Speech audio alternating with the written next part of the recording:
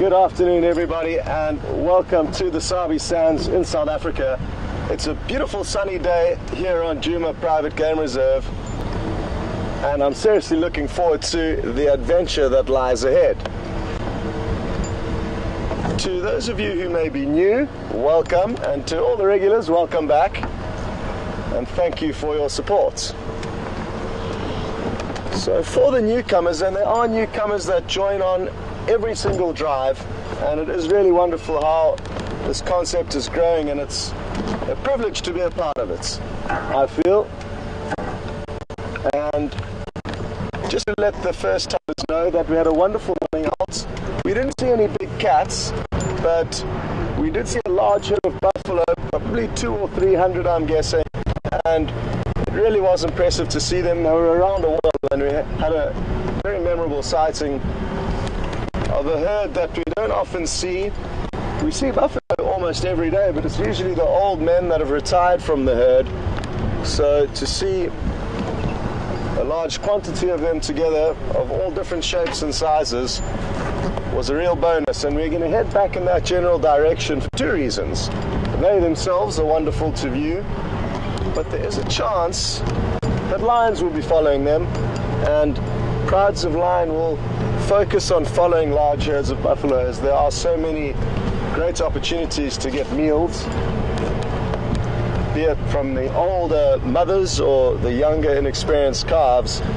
There's a lot of food to choose from out of a herd of 300 buffalo, and wouldn't be lucky to see an epic battle between lion and buffalo, because it is a struggle for the lion to take them down.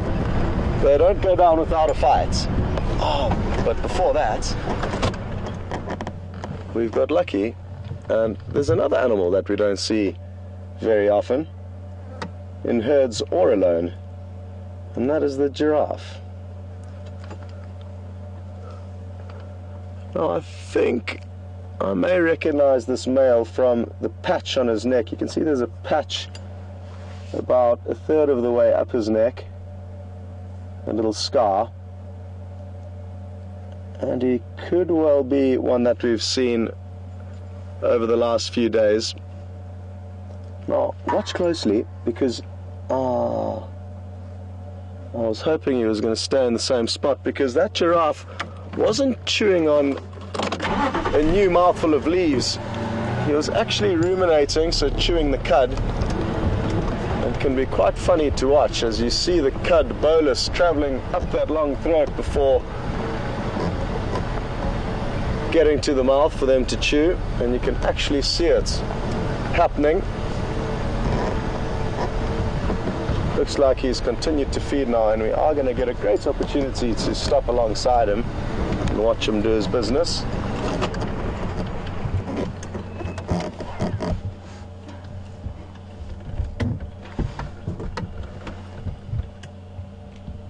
So this afternoon I'm teamed up with Wium on camera, and Nikki's in the final control. We are hoping to have the second vehicle up and running a little bit later. The mechanic continues to work at it, but appears to be very close to solving the problem. So that's some good news, and there's a chance we'll see Mark a little bit later. But for now we get to watch this big male giraffe chewing on a knobthorn acacia. And as its name suggests, it is thorny, and if we were to run our hand through that bunch of leaves that he's busy feeding on, there'd be a lot of shouts and screams, as we would get punctured by the little hooked thorns on this acacia tree. I can tell that he's a male because of the two balding horn-like structures on the top of his head that you would have noticed. And the females will also have little horns, but they'll be hairy on top.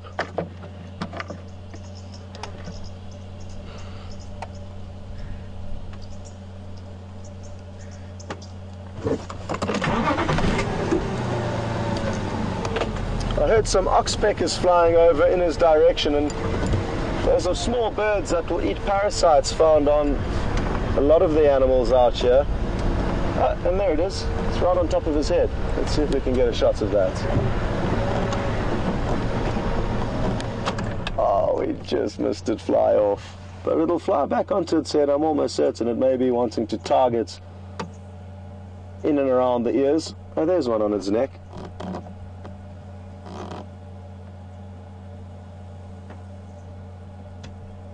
Now you can see those balding horns very clearly. They don't get any bigger than that, those old horn-like structures, and they're vestigial horns. Many years ago, and hundreds of thousands of years ago, giraffe would have had horns, in all likelihood with a keratin sheath. But their need for them has declined over the years, and that's all they've been left with. Two little ossicones is the term that we're supposed to use for those little structures on their head. And it appears like that may... Oh, we might get one last view of them. One last view. Oh, there's a branch right in the middle of the way.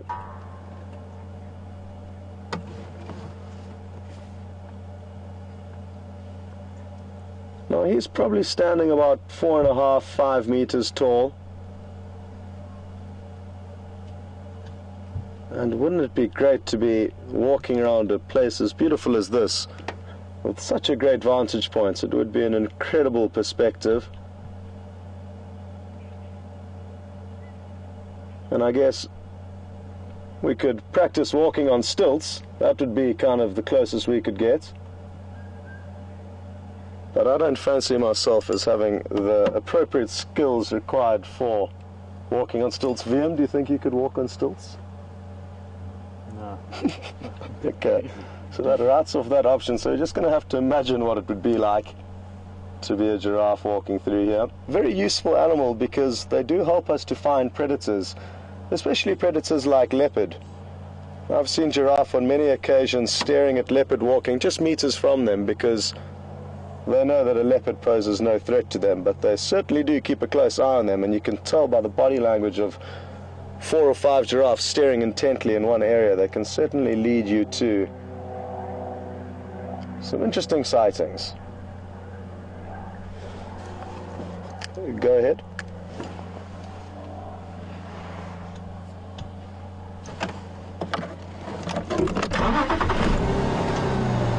Okay, well, that branch was right in the middle of the way, but it was good to spend a few last moments with that big giraffe. Now, 2 things that I forgot to do this morning.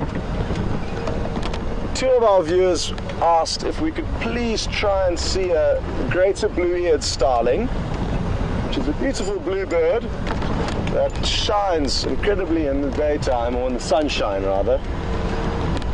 And another viewer asked if we could stop and look at a leadwood tree, but a live one. We stopped and looked at a dead one, and they are iconic parts of the African furniture, dead leadwood trees, because they stand for hundreds of years even after they've died, and they really always do have beautiful structure. And this is actually a small dead leadwood tree, so not the best specimen in terms of beauty. It is pretty nonetheless, but it is currently the perch of a different kind of starling. So this is not the greater blue-eared starling that we were requested to try and find today, but rather its larger cousin, the Burchell starling.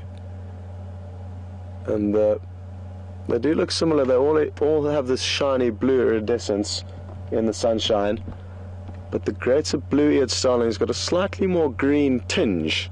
So that's what we're going to be looking for. But I can assure you, depending on how the sunlight is actually hitting the bird, it can make them look completely different.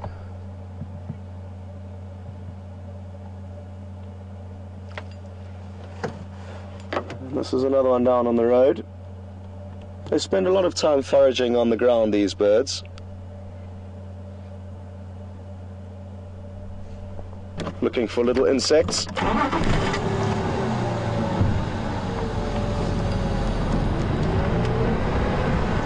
So as I was saying, the leadwood trees are really beautiful trees, both alive and when they are dead. And we will try our best to show you a living specimen this afternoon.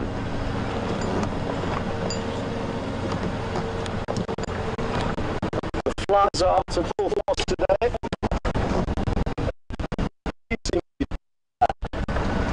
That was because we did have a cooler morning. Had my big jackets on for, I'd say, the first 2 hours of the drive.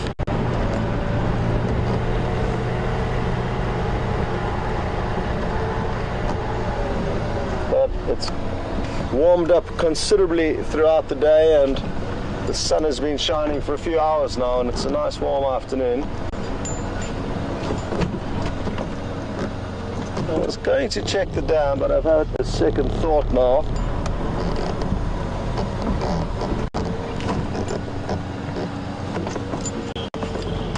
And we will just rely on the Kunyuma waterhole camera to tell us what's going on there. And I did just ask Nikki to double check a few minutes ago to ask if there was anything at the dam. And apparently there was nothing, so we're not going to stop off there, but it is a good place for us to be checking at this dry time of the year. And that was where we got lucky with the large herd of buffalo this morning.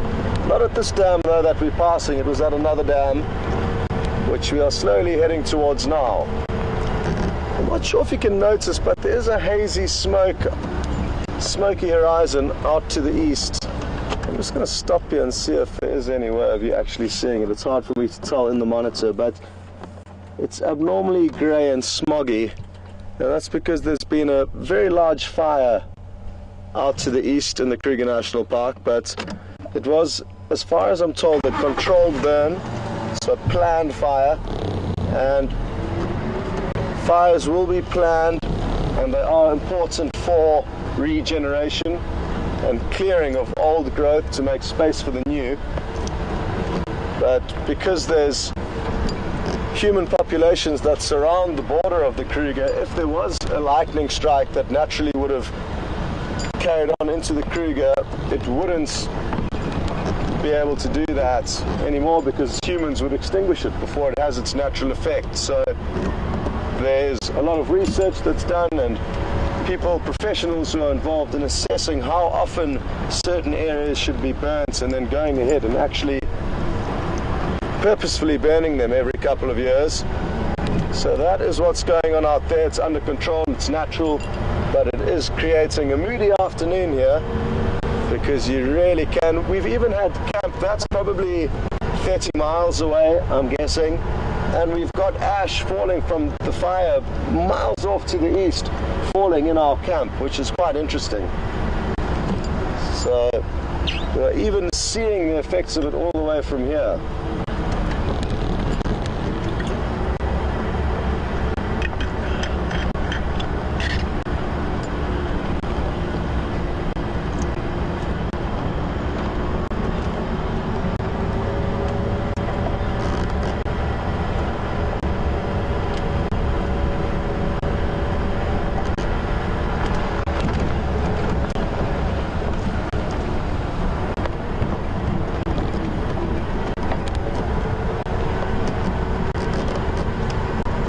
So I've been trying to think, if I was a buffalo, what would I have done after leaving the waterhole where we saw them this morning? And I think I would have probably tried to find a shady place with the rest of the herd, lie down and chew the cud for a few hours. So that is what I would do if I was a buffalo, and potentially even consider returning to the same waterhole where I had a drink this morning, because I quite like the taste of the water there. So that is what I'm hoping is going to happen, that the buffalo have not moved far from where we saw them this morning, but found a shady spot, had some time to snooze, chew the cud, and then we'll potentially return to the waterhole a bit later. Failing that, we will continue our search for them, and as soon as the other game drive vehicles get out and start exploring with their guests, we can all start working together over the radio essentially sharing sightings or sharing information on what's out here this afternoon. Without these radios and without the teamwork of all the vehicles driving around here, it would be very, very difficult to have good quality sightings and have sustainably good sightings that you can share with one another. It's a huge area with very many hiding places. Go ahead.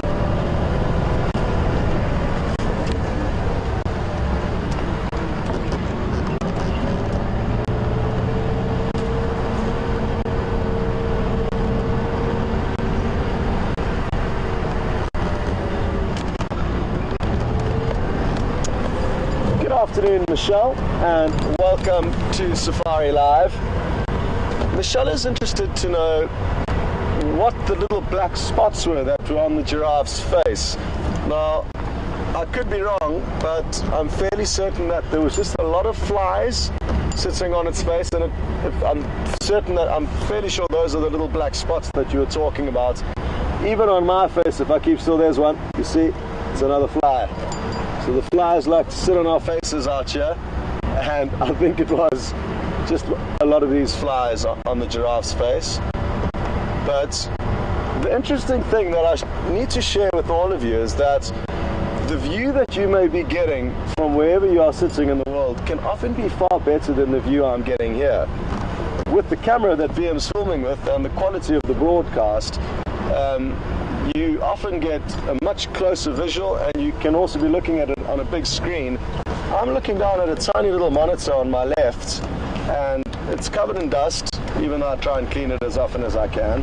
It's very dusty out here, and I see a very small image and not nearly as good an image as you. So the best I can do to compete is use my binoculars, but sometimes VM's camera outperforms my binoculars. So just an interesting thought for all of you, and it's quite often you, the viewers, that alert me to animals with a scratch or a scar or something that is a finer detail. And thank you for pointing those things out, and feel free to send anything interesting that you may see through to us. Oh, there's some tiny squirrels, the smallest I've seen. VM's onto them. Now, it's not easy to see, but there is a little squirrel on that vertical trunk, on the right hand side of the vertical trunk in the middle of the shot. And they were so small, two of them, much smaller than I've seen for a while. I don't hide behind the tree. They're both being very clever squirrels and using the back of the tree to try and sneak away from us. Sneaky squirrels. Oh, there's one down in the fork that VM's found. Okay. So look, they are not minute, but they are smaller than normal. They're usually about double the size of that, I would say. So a smaller squirrel, and these are tree squirrels that we get in this part of South Africa. In other parts of South Africa we get another squirrel called the ground squirrel.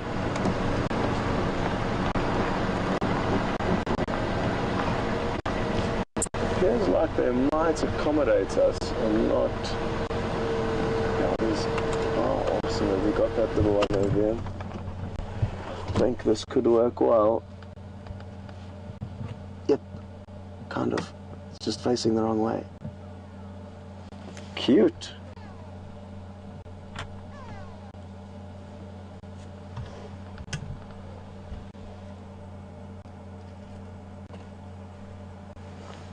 Well done there, VM. Not easy, but always worth trying to show you the smaller, harder to see little critters along the way, because just because they are small and secretive does not mean that they are not beautiful. It just makes it harder for us to convey their beauty to you, but it's certainly worth trying, and VM's done a cracking job, because imagine trying to maintain focus as a tiny squirrel jumps through a tree with all these obstacles.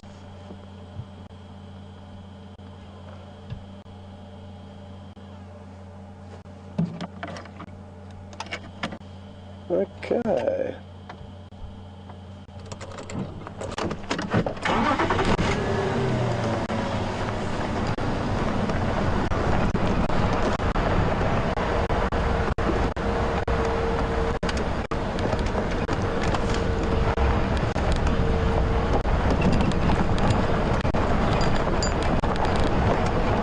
update on this morning, or from this morning, regarding the big cats that we see in this area. We see mainly lion and leopard, and out of those two, more leopard and lion on average. We get incredibly spoiled with leopard sightings, and it's one of the best places in Africa to see them, without a doubt. So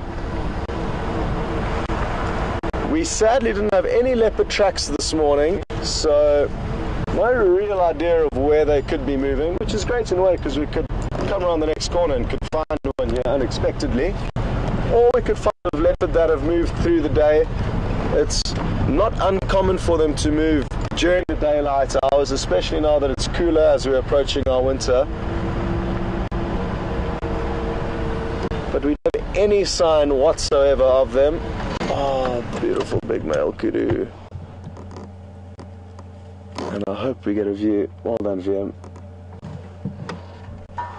Oh, sadly it was one of these that lost their life to a pride of lion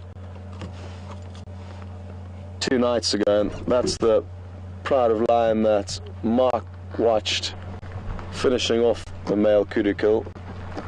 So let's see if we can. No, he's just disappearing off. Let me see if I can creep forward. Well, you did get a glimpse, and that is a majestic antelope that we find here, and one of the largest of the antelopes.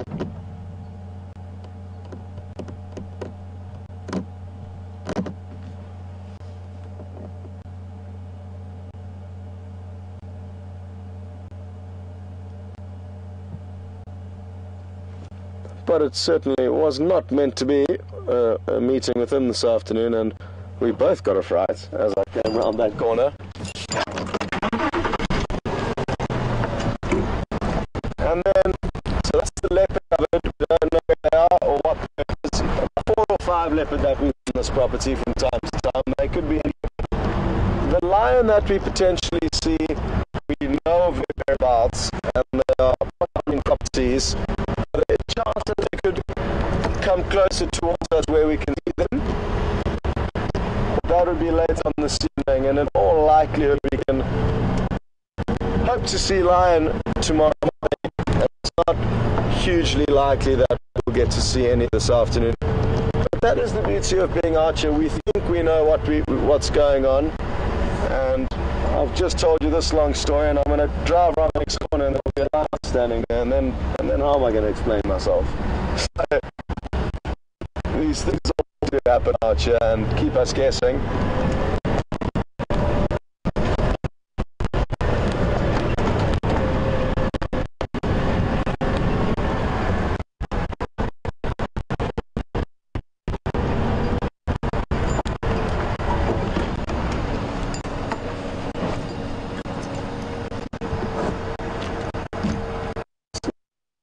Nest that I haven't noticed before.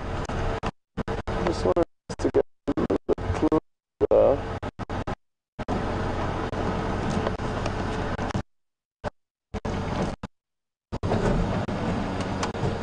You see it up there in the fork there?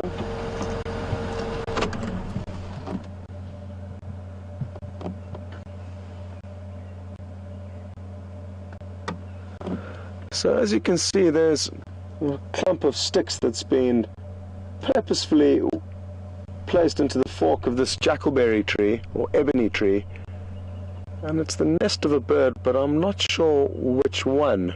It looks fairly well maintained and possibly active, so certainly going to keep an eye on this tree next time I drive past, and hopefully we'll find out who's raising a family there.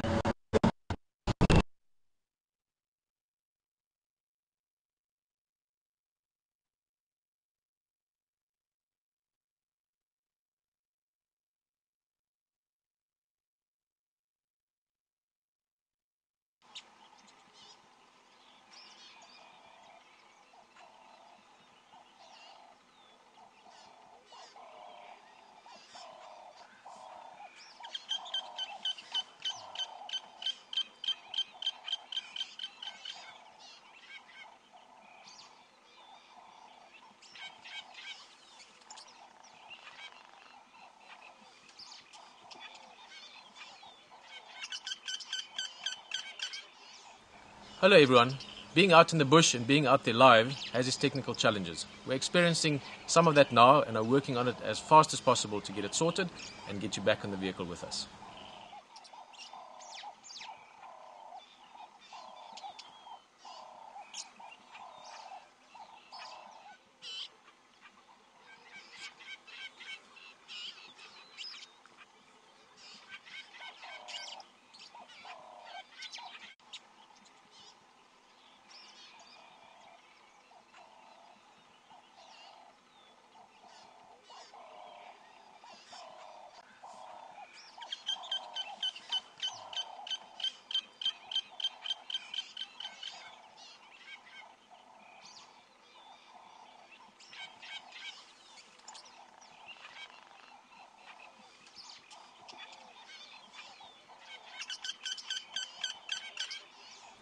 Hello everyone. Being out in the bush and being out there live has its technical challenges. We're experiencing some of that now and are working on it as fast. Welcome back, and just in time. We've just stumbled across this beautiful antelope called a bushbuck. And you don't see them very often, but funnily enough, we did see one this morning. It was one bushbuck amongst hundreds of buffalo drinking at Buffelshoek Dam. And they really do have a distinctively tiptoe-like walk that they do. Good. Apologies for the signal, and I should have warned you. I knew we were coming into a slightly lower lying area that sometimes the signal cuts out, but interestingly enough, it depends on the day, and sometimes we can drive that road and not have one slight problem.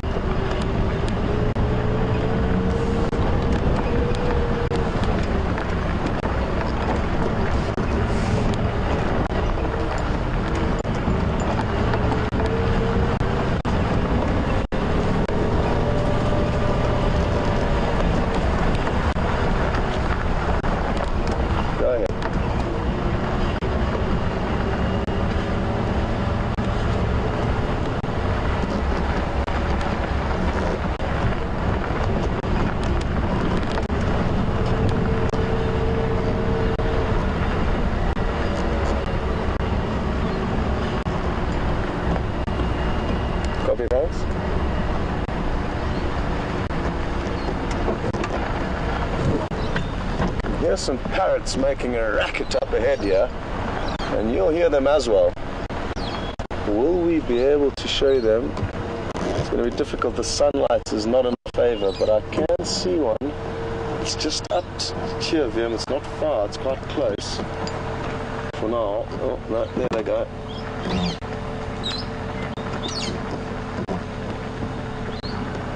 Not easy. There's so many branches obscuring us, but there were two brown-headed parrots. They might still be around. You can still hear them, but it sounds like they've flown off.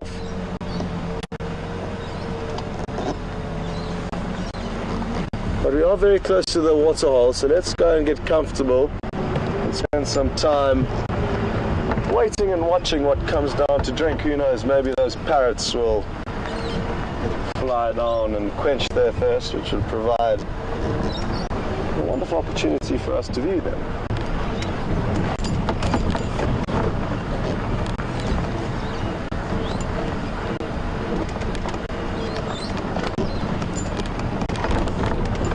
Oh, they're in this tree now in front of us. Wium's onto it. There we go.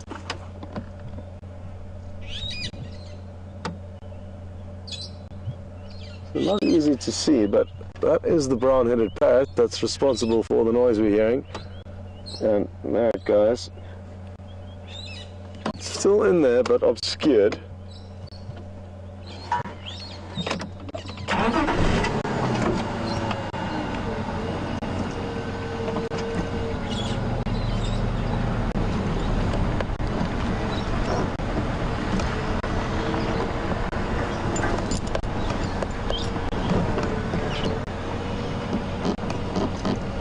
Turn around quickly. There doesn't seem to be too much happening here at the waterhole.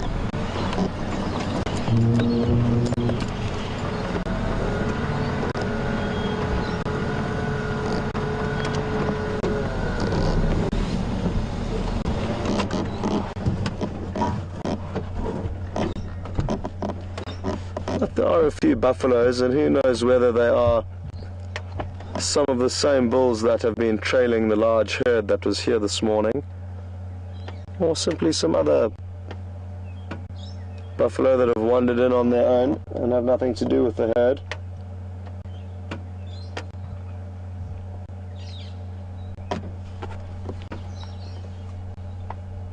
Go ahead.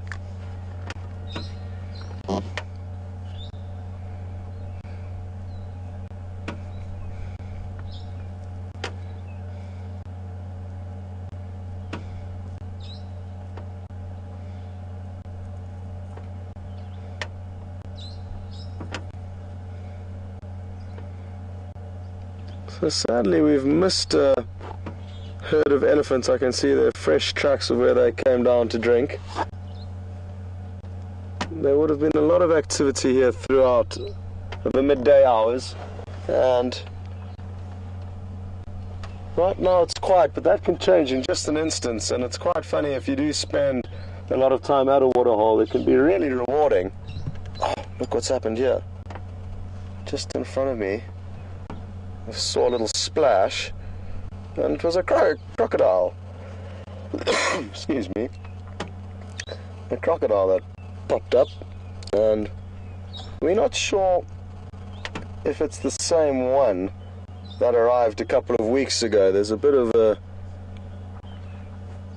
unknown with regards to this, and basically since November up until about 2 weeks ago, November last year, there were no crocodiles in this dam. And then all of a sudden, a week or so ago, a crocodile arrived, which we were all very, very happy about, because they are wonderful animals to view, and there wasn't one in any of the waterholes that we could get to. So we were all very happy, but then after a week it disappeared. We're not sure if we were just coming here at the wrong time, but we basically were not sure whether the crocodile was still here. Tracks of a crocodile were found in the middle of a very dry open area away from any waterholes, and there was speculation that they were his tracks heading off. And then this crocodile, which Brent and Mark both think, and I think I agree with them, seems ever so slightly smaller than the previous one, but that could just be our mind playing tricks on us, and it could be the same one.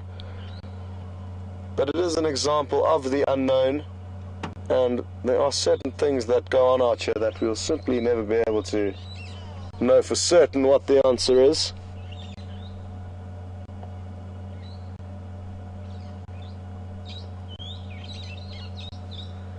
You can still hear the parrots making a real racket, so I hope they're managing to sort out whatever problems they have, but it does sound like they are busy tending to something quite serious over there. Then what I want to try and do is just try and go and check that other little corner that we cannot see from here. Although I've only noticed this other big old boy walking in now, and I'm looking around seeing what else is going on, and I missed the buffalo approaching. So let's see what happens here. Probably nothing, but he may stir up the other old boys a little bit. At the moment it looks like he can barely put one foot in front of the other, and it is hot, and that's why they will be a little bit more lethargic than normal.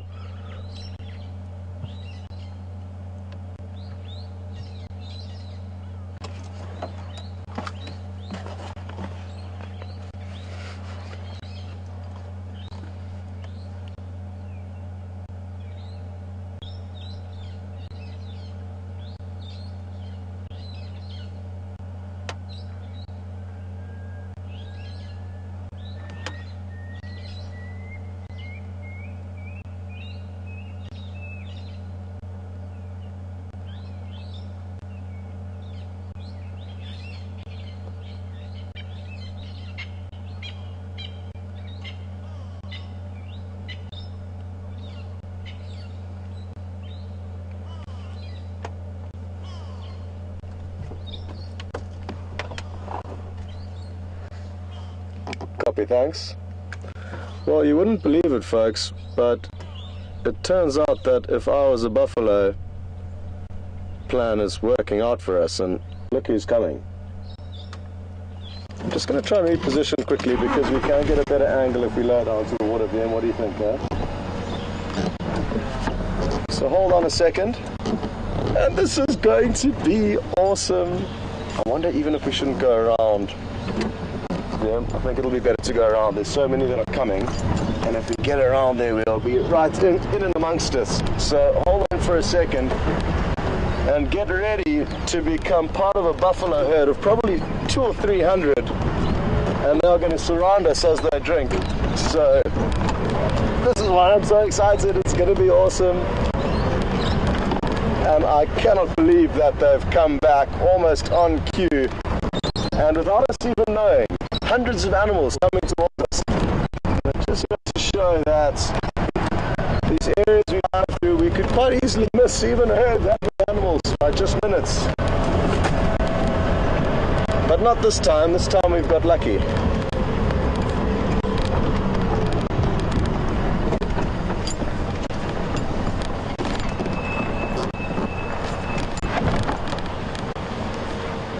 Sorry, buffaloes, don't be scared. I'm just going to come and park here and give a lot of people all around the world a great view of what you guys are up to.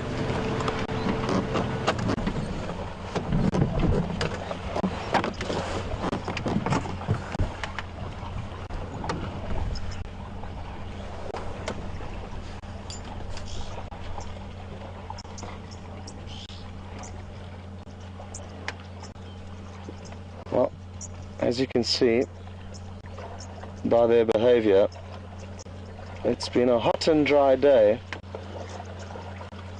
and they're all thoroughly enjoying this. Some in the background there mud wallowing.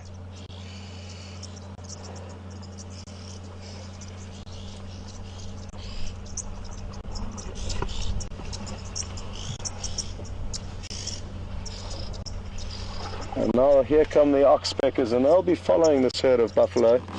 You can hear the birds calling. That kind of rasping a rattle.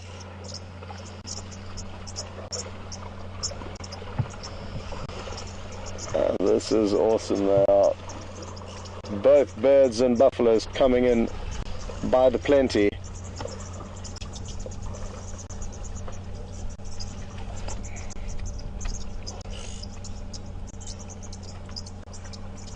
And we can still expect a long stream of buffalo to arrive, of all different shapes and sizes.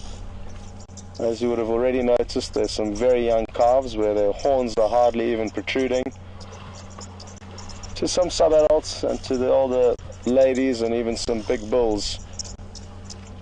It really is wonderful to be able to view all the different shapes and sizes of these animals.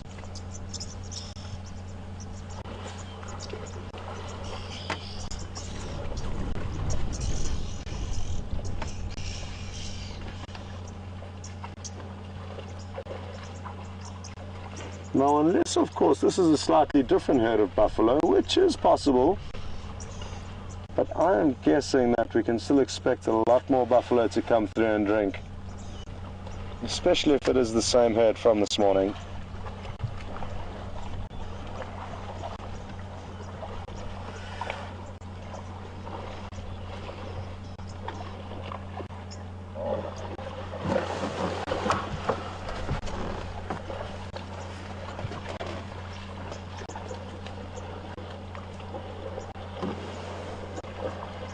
Now, you may be wondering, all of them have got horns, so who is male and who is female?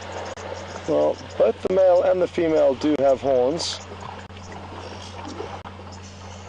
but the males will have a very large bulge of horn on the center of their forehead where the horns meet.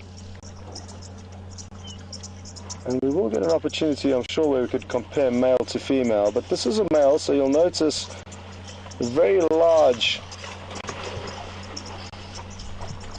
central parts of his horn where the horns meet, and that's termed the boss.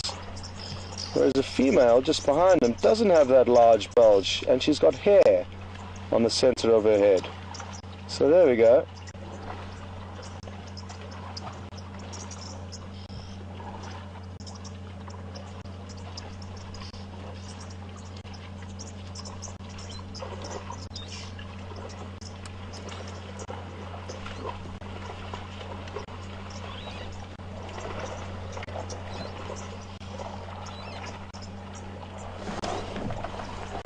Go ahead.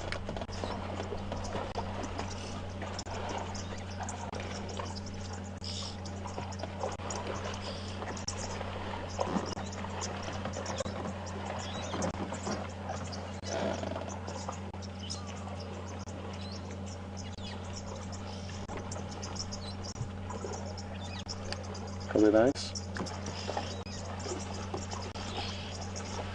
And even the oxpeckers, Wium, I don't know if you can see them, they are taking some time to drink and clean. There they are. Some of them are using the buffalo as a perch, the others are down at the water's edge. So everyone's enjoying themselves here, and it's incredible how alive this dam all of a sudden becomes after the initial very quiet environment when we arrived.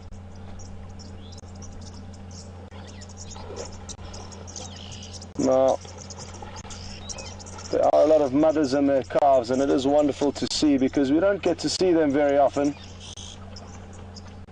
And a herd of this number really does provide us with a great array of all the different shapes and sizes, and it doesn't matter what animal it is. A young calf is always cute to look at. Always interesting to see how closely they follow their mother's sides. And you can imagine it would be easy to lose your mother amongst a herd of this many animals. It doesn't appear, though, sadly, to be the same herd that we did see this morning. It's considerably smaller, but I'm very happy that we've seen them nonetheless. And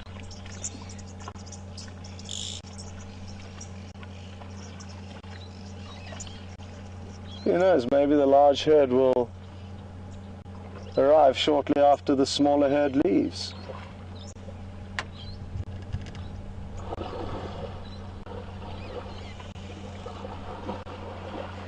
Now, a lot of you may be wondering what the crocodile is up to whilst all these buffalo are drinking, and wondering why it isn't trying to latch onto one of them. The crocodile's a little bit small for attacking a fully grown buffalo. It may well try its luck in catching a small calf, and that I certainly wouldn't be surprised by. But, and there he is there, just lying on the bank. But this morning, when we were here, I was keeping a very close eye on him, hoping to see him potentially try catch whatever he would like, but maybe a buffalo.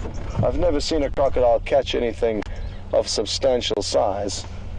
And we hadn't seen him the whole morning until all of a sudden he just popped his head up with a fish in between his jaws. So while there was a whole herd of buffalo here, he decided to go fishing. So I don't think he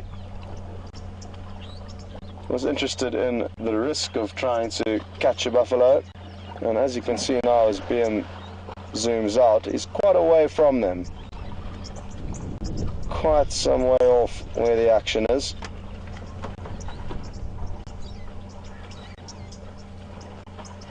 No, more buffalo keep coming down to drink.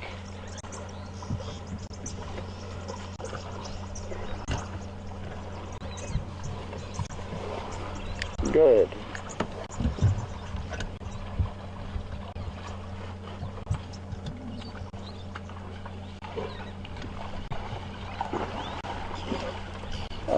We've just got a great question through from Julia in Houston. Julia, good afternoon, and thank you very much for reminding me to keep a close eye out for any yellow-billed oxpeckers.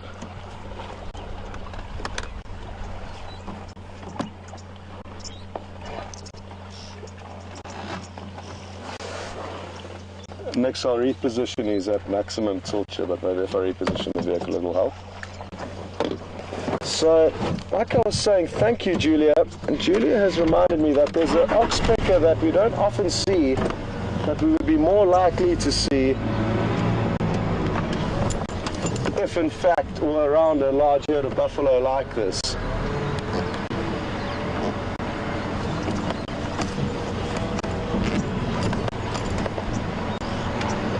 Oh, the large head is coming now, so we are in for a treat.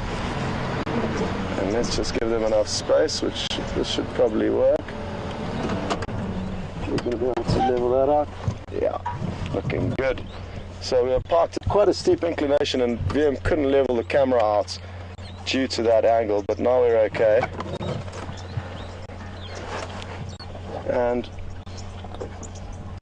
basically, sorry Julia, back to your remark or question about are there any yellow-billed oxpeckers here? Not that I've seen yet. They're very difficult to tell apart unless you've got your binoculars out or you've got a very close-up shot of them, as the coloration is very similar. Well, isn't this just wonderful? And now the bulk of the herd is coming down and they will begin to literally surround us. There's nothing to worry about, although I think this could well be the same old lady that gave us some attitude this morning, just as she is now, but we're okay here, and she's just making sure there's no lions sneaking up behind them using our vehicle as coverers. That may have happened to them once or twice. Ooh, let's keep an eye on the crocodile there, wildebeest. It's just in front of the buffalo now, and you can see they are looking at it. You can just see a very fine ripple, and that's what makes crocodiles so dangerous, is that they are masters of disguise and deception. And you could very well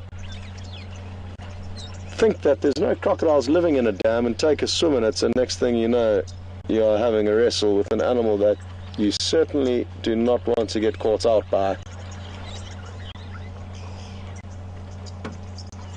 Well, I'm going to keep an eye on that space. I don't know if the crocodile's disappeared, as it probably has.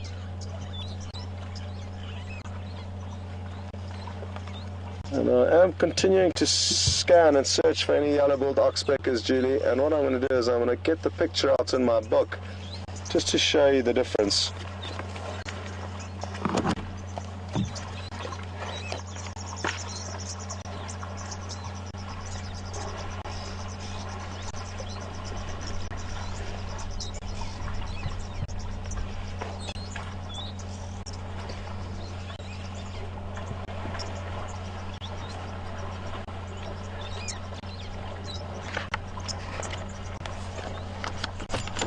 I don't know if you want to try and go for that.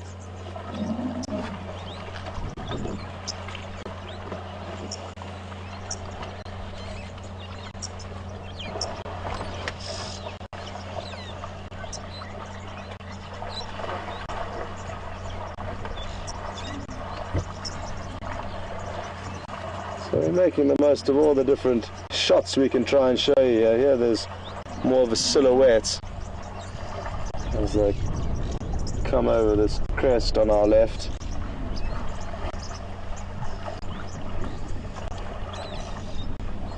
And you can tell as they move through this dry and dusty environment exactly how dry and dusty it is.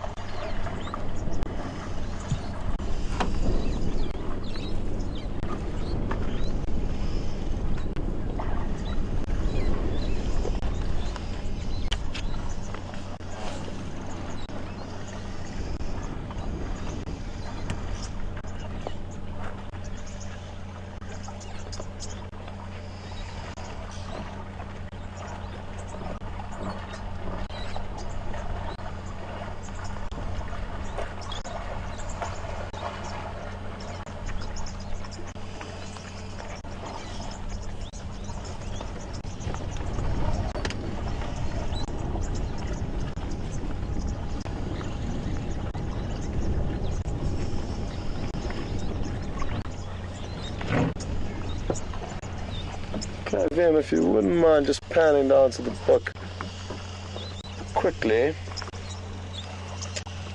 And on the right, we have the two types of oxpeckers. On the top, we have the yellow-billed, so it can be deceiving because they have got red on their beak, but red and yellow, and therefore the yellow-billed, whereas the red-billed below has got an entirely red beak with a yellow eye. And that is what you're seeing more commonly here, the bottom one. But we could potentially see the yellow-billed as well, as they do like these herds. And look at these calves coming down here. It's hard to see the calves because they are so often huddled between their mother's legs or very close by their side.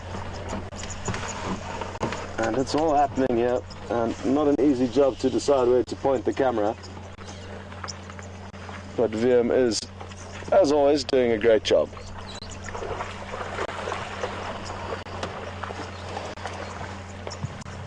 Where are the crocodile? No sign of the crocodile. Oh, cute. Look at those youngsters. And they'll just be a few months old now. Not very old at all. You can tell their horns are only just beginning to protrude. And that's awesome.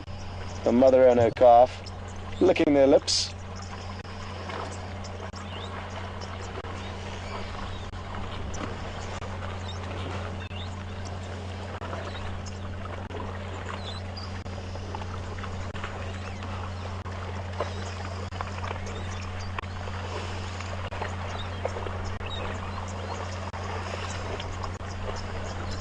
Well, as you can see, a very welcome relief from the heat, and a lot of the buffalo are completely submerged.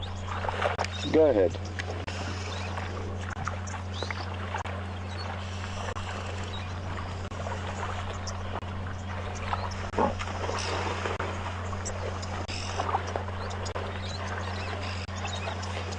Just got a question through from Jennifer in Toronto, and there's some tiny cute little calves in front of us. I'm just pointing out to Wium quickly because, like I said, there is so much going on. Look at how great this is.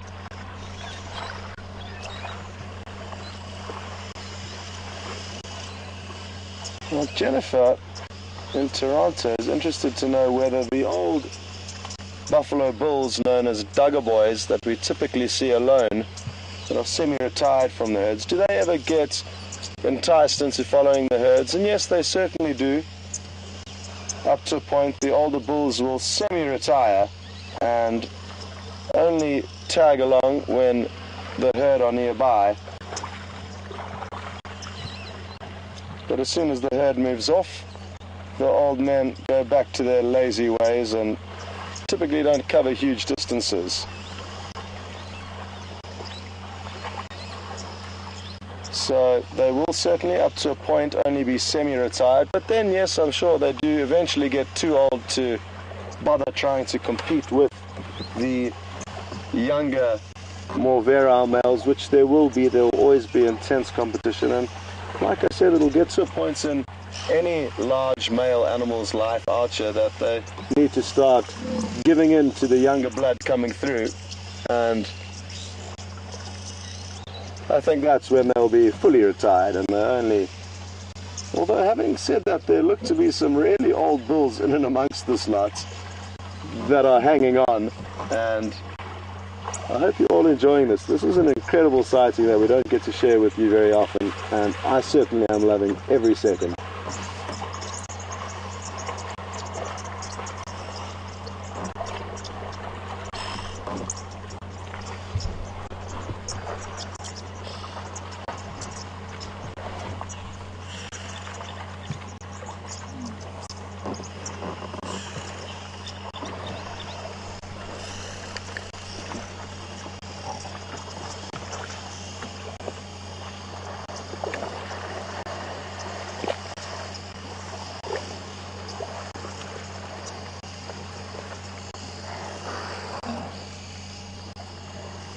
We've just got a question through from Ria in North Dakota. Good afternoon, Ria, and welcome on board.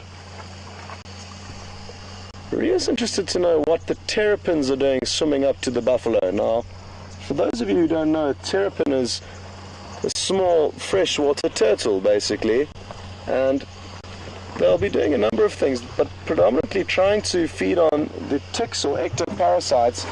The same, oh, and there goes one, well spotted Wium. So there goes a terrapin looking for an easy meal. And you can just see its head bobbing out of the water. And like I was saying, they feed on the ectoparasites or blood-sucking ticks that latch on to the buffalo. So they're also helping the buffalo. A great example of a symbiotic relationship. Oh, but that buffalo appears almost scared of the terrapin. It was backing out of that agreement. But that's a good question, and I'm glad you pointed that out, because there are a lot of terrapins swimming about. Oh, there's the croc right in the middle of everything. Can you see him there, Wium? He just ducked his head down. This is really interesting, and I'm not going to be surprised if this crocodile doesn't try and latch onto a small buffalo. I think it's slinking between them, and if a small buffalo gets close enough to this crocodile, we are going to see some action. That I can assure you. The crocodile wouldn't have come into the herd like he has, or she has. We're not sure if it's a male or a female. And it's trying its luck. It's hoping to get itself into a position where maybe, just maybe, it could latch onto a youngster. And there are so many. Look at this one right in front of us. A real cute youngster following its mother. And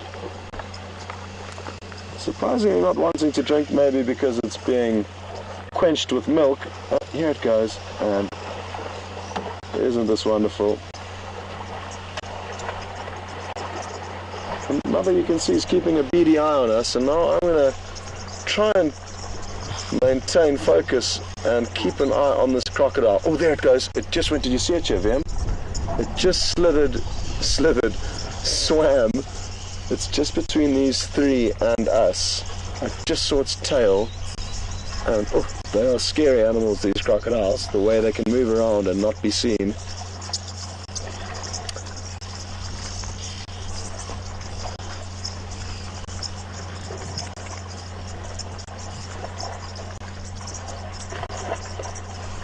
Okay.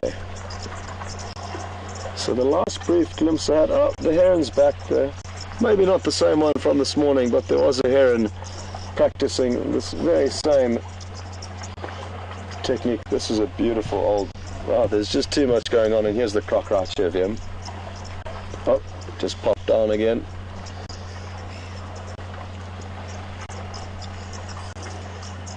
I think it's almost best just to leave it on a wide angle and lock the camera off and just sit and watch, because we're trying to show you what's going on, but there just really is so much happening that it's difficult to know where to point the camera. But not a bad situation to be in.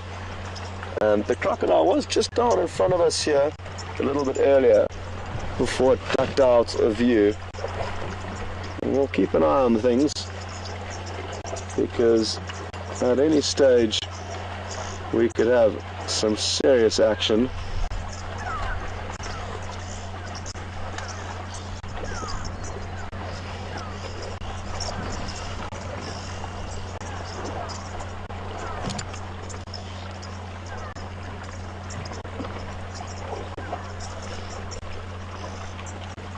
The buffalo are clever though, and the youngsters are all staying further back behind a barrier of adults, and that's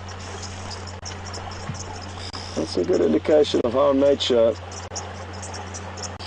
does take care of itself out here.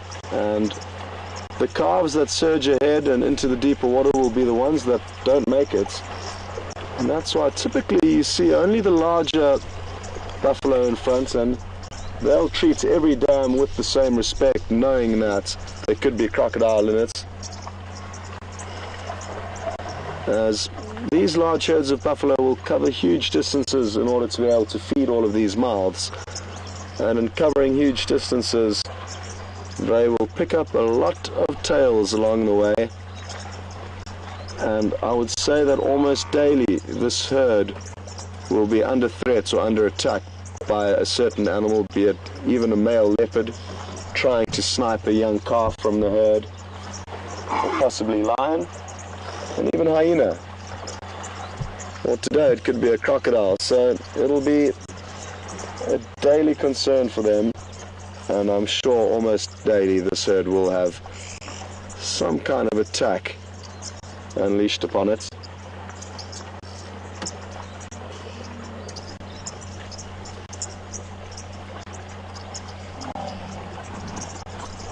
This mother and calf in front of us that Wium slowly panning out to is really nice and close, and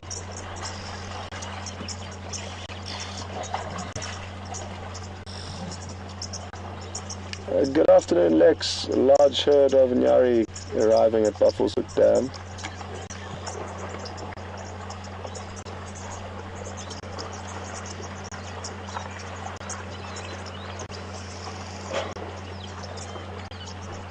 Beautiful.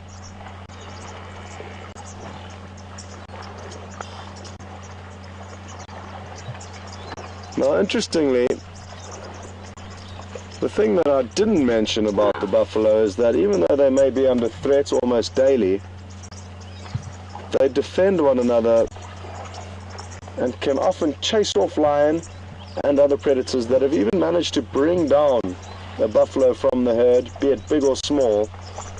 Naturally, they get a fright initially and will then run off.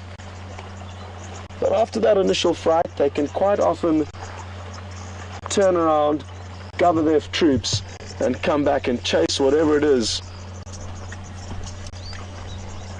off their herd member. And it really is phenomenal to watch. So they do defend themselves. And I've seen even just two buffalo, two males. One was pulled down, there was 9 lion on it, and just one buffalo bull came back, and that's all that it took, just one other bull to come back when he heard the bellowing alarm call of one of his companions, and he came running in, and the lion scattered, and both of those buffalo ran off basically unscathed. I'd be very interested to know how many times some of these buffalo have had lion on their back, and I'm sure there's some that would be able to say at least 20 or 30 times in their 25 to 30 years on the planet that they could have attempted lion attacks, and wouldn't that be a terrifying ordeal to undergo? So they literally have surrounded us, and we're not impacting on what they do. They're all coming in and carrying on as if we're not even here. And a huge privilege of the area that we're in is that most of the animals that we view are highly tolerant of us.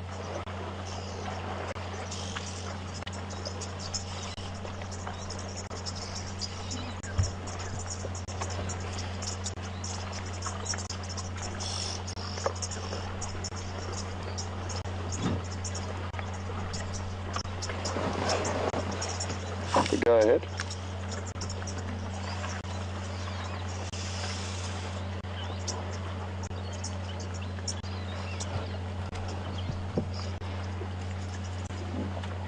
Just got a question through from Brian in Toronto. Good afternoon, Brian, and I hope you're having a wonderful afternoon. Brian is interested to know whether this herd of buffalo would attack the crocodile if it did manage to in fact latch onto one of the calves. And it's just got a fish quickly, Wium. So again, the crocodile's caught a fish and it's just swimming off with it. We might see him eat it, and oh wow, this is incredible. I just want to try and see what kind of fish it is before he swallows it. Looks like it could be a tilapia, but I can't be certain. And isn't this just incredible?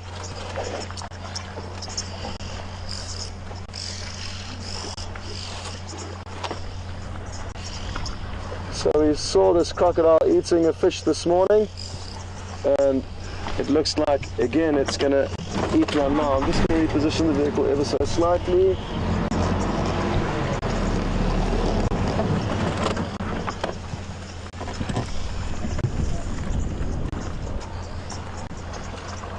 Great work there, Wium. And let's see what it does. They typically swallow their prey whole or tear it into chunks, and what it may be doing now is just trying to soften it by chewing on it a few times before completely swallowing it. But let's see what happens. It looks like it's wanting to get onto the shorter, shallower water in order to be able to... Oh no, I'm going to lose a visual. I'm going to have to try and drive into the water a little bit here. Let's hope we... Okay, that's probably as far as I can push it.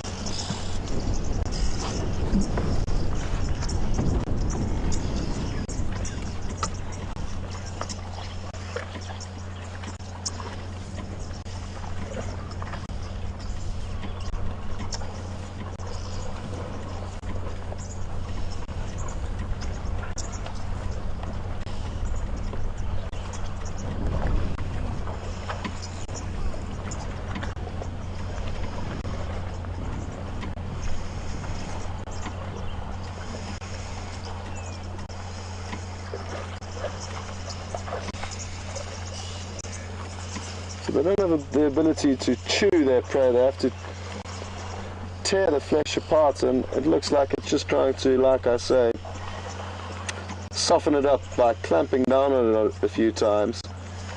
What they'll sometimes do with bigger prey is bite onto it and spin with their tail, thus corkscrewing and tearing flesh off that they can then swallow in kind of manageable chunks. But back to Brian's question. And sorry I got a little bit diverted there, but there was, after all, a crocodile busy eating a fish. And look at that buffalo having a close look at it.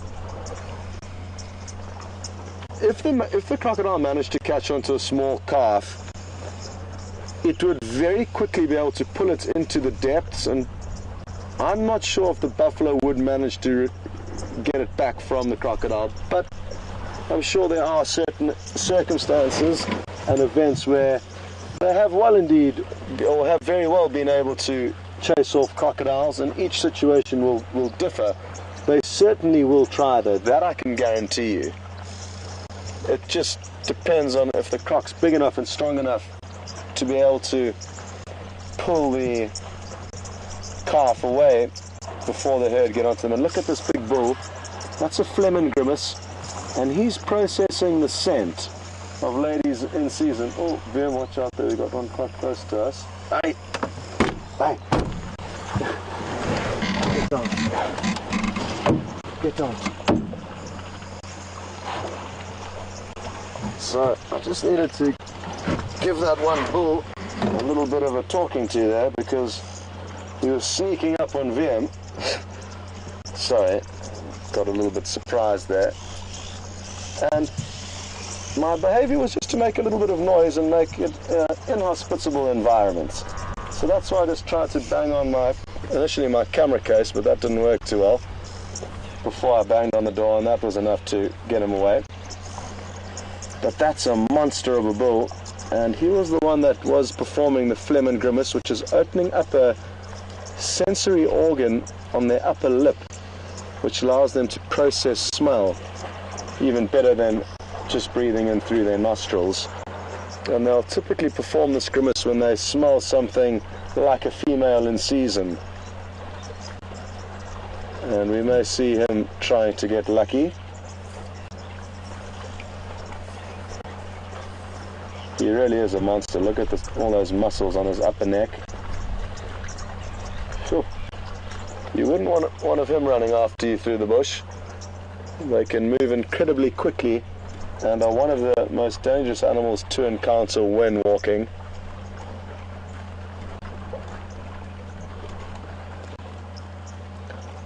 However, on the subject of walking, it is best to approach large herds of buffalo like this. They often just walk up to you inquisitively, and because there are so many of them, they do feel quite safe. It's the older men that are semi-retired and have got a very short fuse that we want to keep a very close eye out for when you are walking. These large herds are approachable, but the old solitary bulls or the old small herds of bulls are the ones you want to avoid. Go ahead.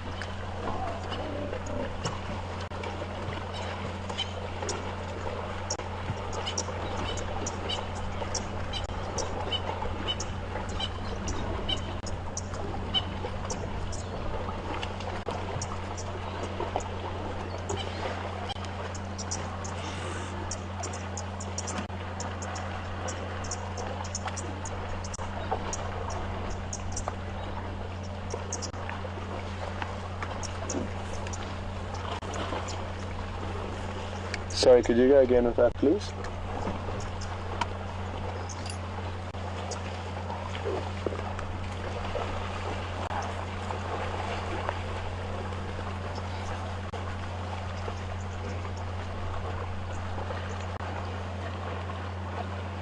Copy, thanks. We just got a question through from Donna. Good afternoon, Donna, and I hope you are well. Donna's interested to know what causes the textures and divots and ridges and bumps on the horns of these male buffalo, and she was asking whether it was insects, and it's just wear and tear, and depending on the individual buffalo and how much it uses its horns, the ridges will vary, but it is just their normal horn structure. It's only once the buffalo have died that a certain insect called a horn borer moth, a highly specialized moth that feeds on the keratin sheathing that surrounds the bony inner of the horn. So that you may see on the skulls of buffalo that we find lying around here, and you'll see small little tubes where the larvae of that moth would have hatched and then fed on the keratin before hatching out as a moth.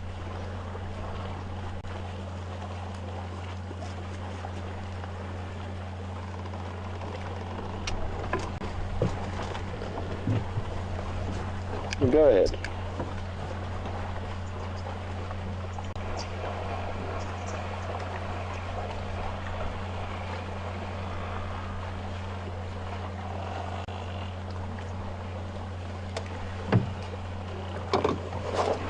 Okay, well, we've just got a question through from an old friend and colleague of ours here at WildEarth, and it's one of the other presenters called Hayden. And good afternoon, Hayden, and your son Jack, Josh, Aaron and David, a few of Jack's friends. They're all tuned in and watching, and I hope you're having a wonderful afternoon. Now, the boys are interested to know how many buffalo are out here in front of us, and that's a very good question. I've taken a guess that there's around 200 or 300, but my counting's not very good, so I could be wrong. But there are also certain parts of the waterhole that we cannot see now, so there may be some hiding around a few of the corners, making it difficult to count. And there's also many that are behind us still coming through to drink, and look, here come some now on their way in to drink. I hope you're all enjoying this, and Hayden, I hope you're well, and look forward to a chat sometime soon.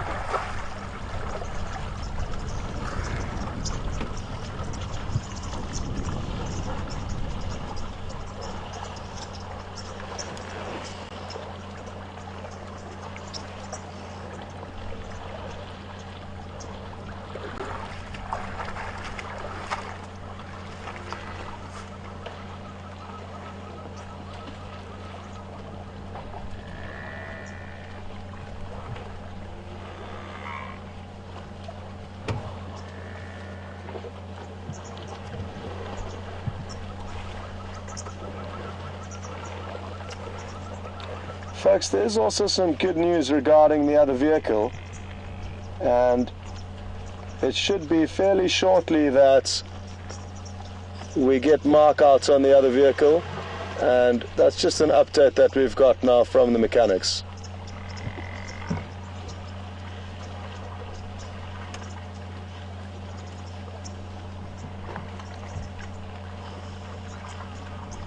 There's the crocodile again, and has it got another fish? It might. It is behaving like it's got another fish in its mouth, and it does indeed. Well, it certainly is all going on here at Buffelshoek Dam. And isn't this a treat? What a wonderful way to spend the afternoon. Although some of you may be watching from places where it may be the early morning or late at night, regardless, we are all very lucky to be here in amongst this herd of buffalo.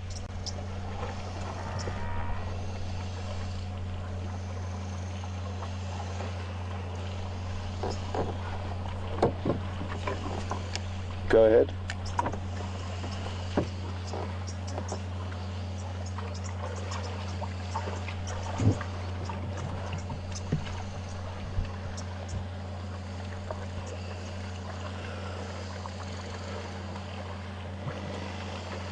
We've just got a question through from one of our zoomies called Mike in Michigan.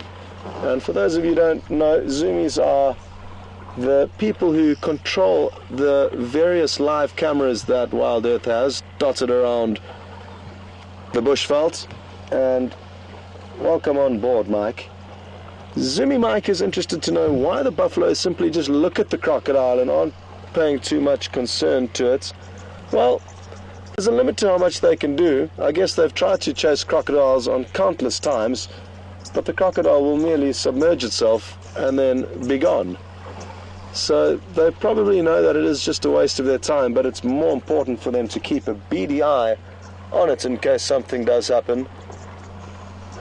But I guess it's an unavoidable risk that they have to face, and they will face on countless occasions drinking amongst crocodiles.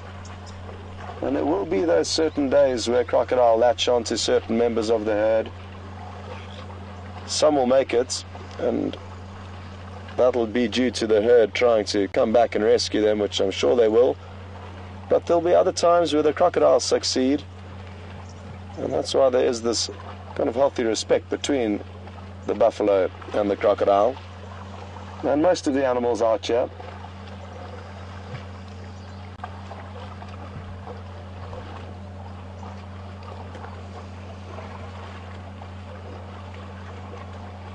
Speaking of the croc, he's just on the right again there, Wium. So, slinking amongst them. When I saw him right amongst the middle of the herd earlier, I really thought he was going to, or she, and I keep saying he, but it could be a female crocodile. I'm not sure. It's difficult to say. But when I saw it in and amongst the herd, I really thought we may have some good action. But instead it caught a fish or two, which is I'm equally happy about.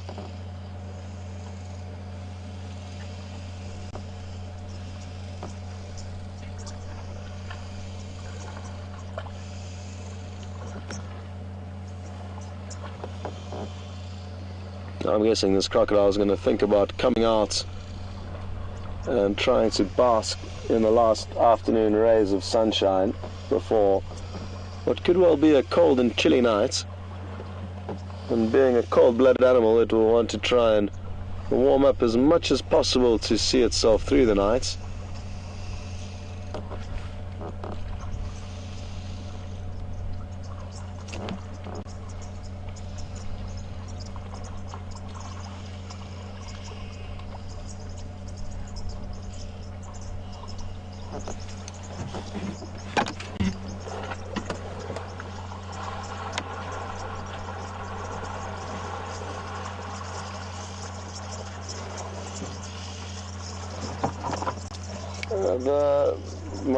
The Nyari is now mobile north and east away from Buffelshoek Dam. There's a few members still at the dam, but the majority is headed off.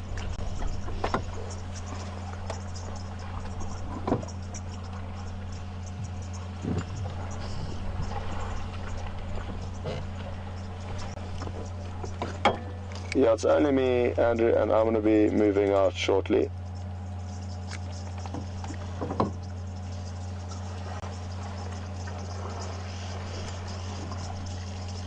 Afternoon, Ryan, go ahead.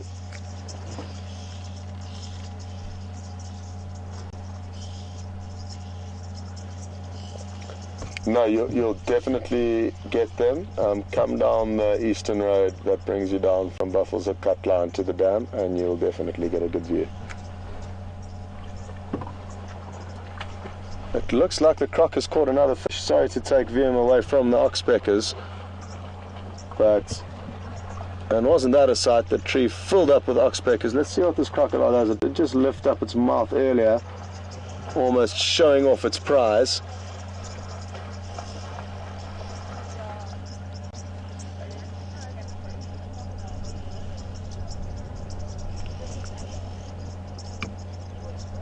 No, inconclusive. And I was just chatting on the radio there, updating the guides who are interested to also come and enjoy this sighting, exactly what the best approach is and what's going on. So apologies for leaving you guys for a moment. We can now reverse our boat out of the parking lot here and be on with our adventure. Well, I really didn't expect that plan to work out nearly as well as it did, and I'm hugely fortunate and grateful. Well, I think we all are. So, what to do next? Where shall we go?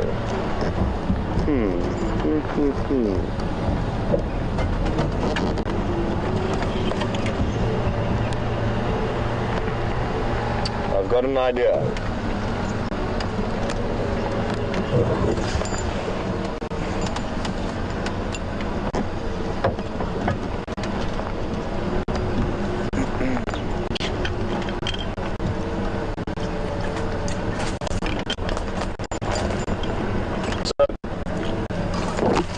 Reasons why I thought it was best for us to leave that sitting. Firstly, one vehicle arrived as we left. So it just goes to show how lucky we were at the timing. And another two are on their way. So there's only a limit of 3 vehicle sighting, and we will keep it 2 or 3 vehicle sighting, and that way we can move out. We have certainly had an incredible afternoon with them, and are happy to move on and make space for the other guides. But also they are moving into some thick vegetation, and I doubt we are going to get views nearly as good as the ones we did have. So let's go out and look for something else. Some elephant would be wonderful. But then again, I'm happy with just about anything that flies or crawls around out here. We've still got to find a big leadwood tree and greater blue-eared starling. So I haven't forgot, they are on the list of things to do. And that's still, I'm still owing those requests from this morning, so I'm falling behind here and I need to get on top of things.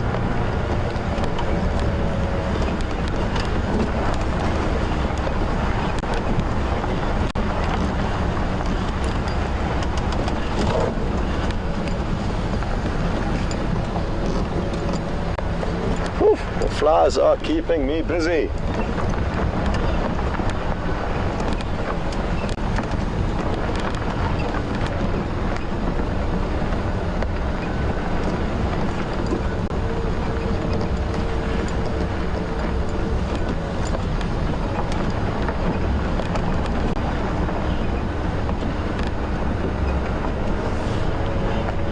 Stations left Lex with Klampenyari, Ryan and Andrew approaching.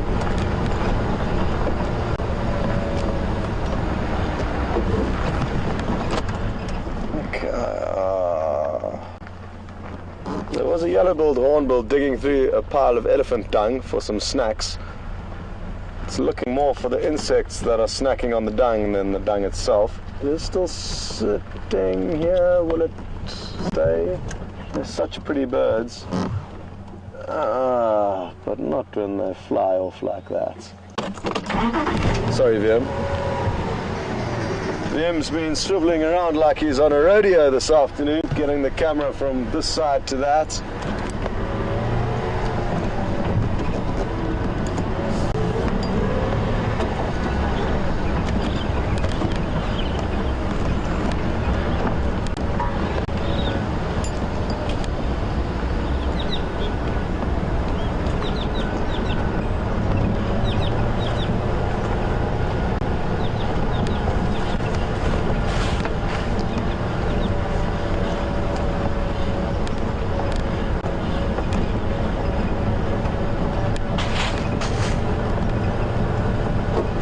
Okay, this is not the biggest leadwood, but it is a leadwood, and I'm just going to get it in the bank.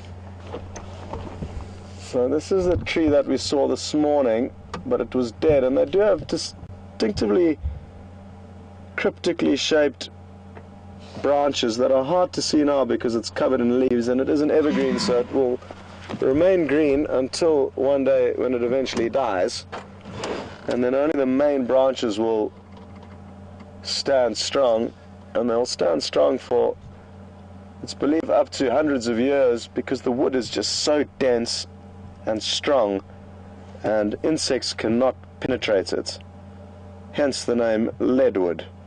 It's an extremely heavy wood and hardwood, and this is what protects it over the years, and it's also what causes it such a long time to grow.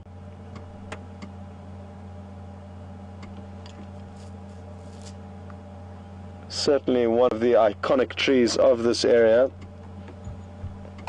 and they are most often the prettiest of the dead trees that we see.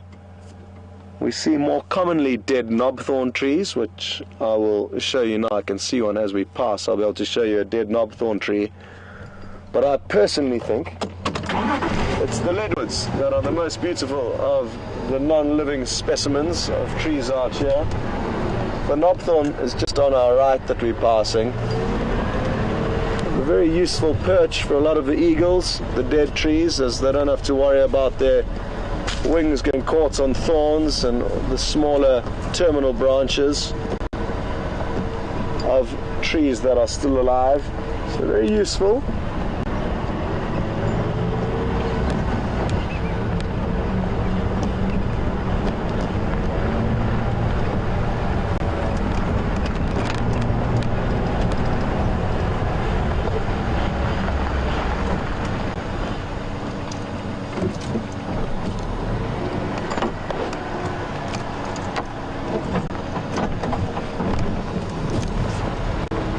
Just seen something, and I'm not entirely sure what it is, so I'm just going to have a closer look. You see that funny nest? The only problem is it's in and amongst a buffalo thorn tree, which is a very nasty thorned tree that we actually stopped and had a close look at this morning.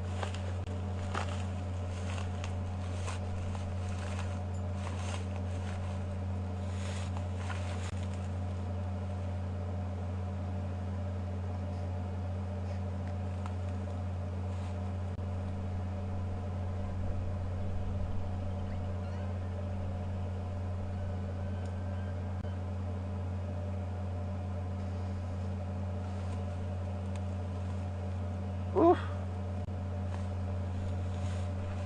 Incredible. It is a nest of a bird. I'm not sure entirely what bird it is, but it's actually used spider webbing to create that cup that hangs off that little branch, and then it's lined with some very small fine pieces of grass.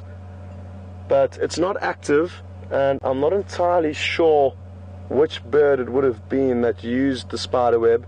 There are a few different birds that will use spider webbing to aid in their nest building, but I'm not sure which one is responsible for that specific nest. Very interesting to see that, and incredible how clever and innovative some of these animals are when it comes to building their homes.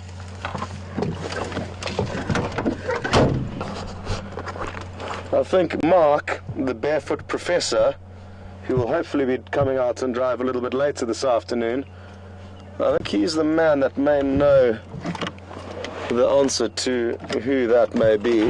He's incredibly knowledgeable and daily teaches me things about what's going on out here, so I'm going to have to tell him about that.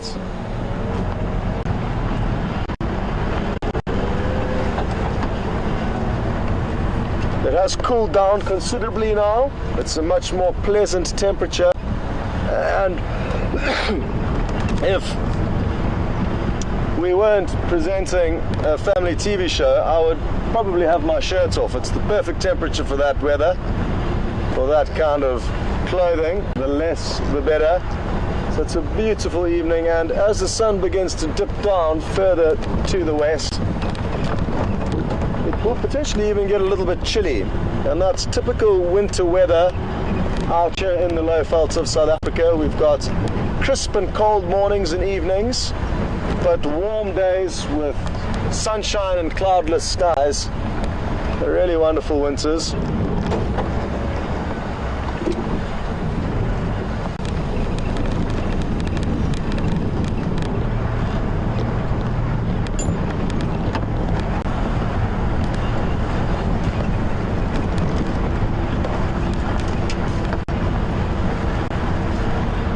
So, my game plan now is to head towards some areas where I know the other game drive vehicles who are out this afternoon are not checking, because that way at least we know somebody's going to have checked certain areas, and one of us is bound to get lucky, and we will all share the secrets with one another, and therefore be able to show as many people as possible the incredible sightings that we do get to witness out here.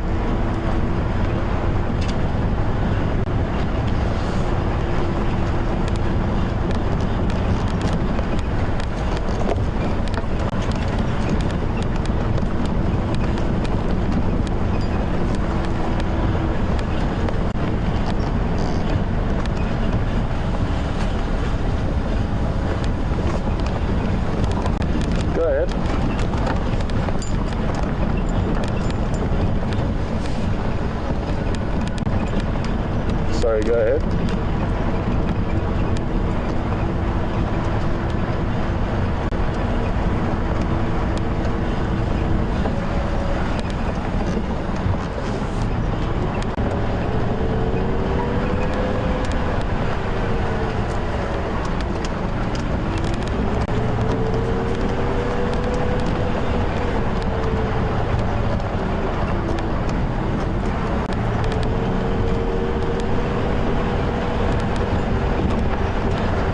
I've got a question that's just come to mind that I can ask some of you who probably have better access to being able to do research than I do at present. And I've just been thinking about the birds building spider webs. The birds using spider webs to build their nests, apologies, is what I meant.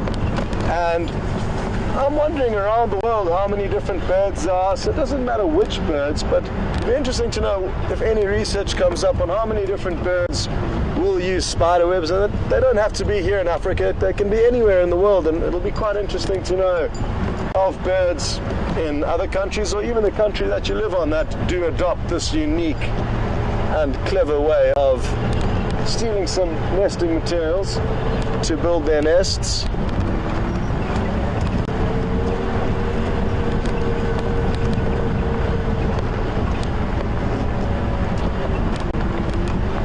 And if any of you do come through with some information on that, or have any questions, please feel free to send them through to questions@wildearth.tv or hashtag Safari Live on Twitter.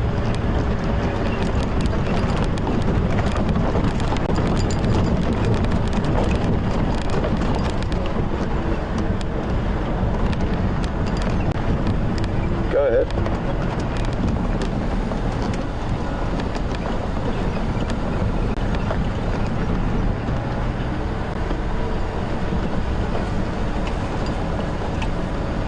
Okay, wonderful. We've already got a response through from Judy. And thanks so much for your quick response. Judy's pointed out that hummingbirds, which you do not get in Africa, will also use spider webs to build their nests.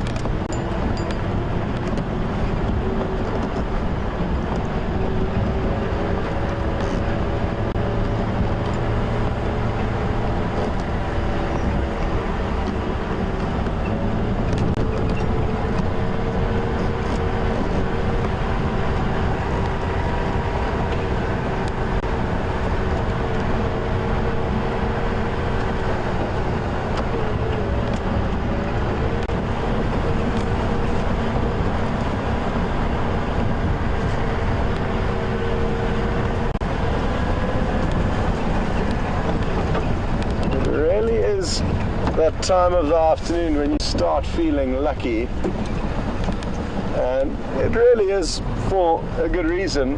As it does cool down, it is more likely to find a leopard or any predator on the move now than during the heat of the day, and that's for obvious reasons. Just like us humans, animals will try and keep themselves as comfortable as possible when the opportunities allow for it.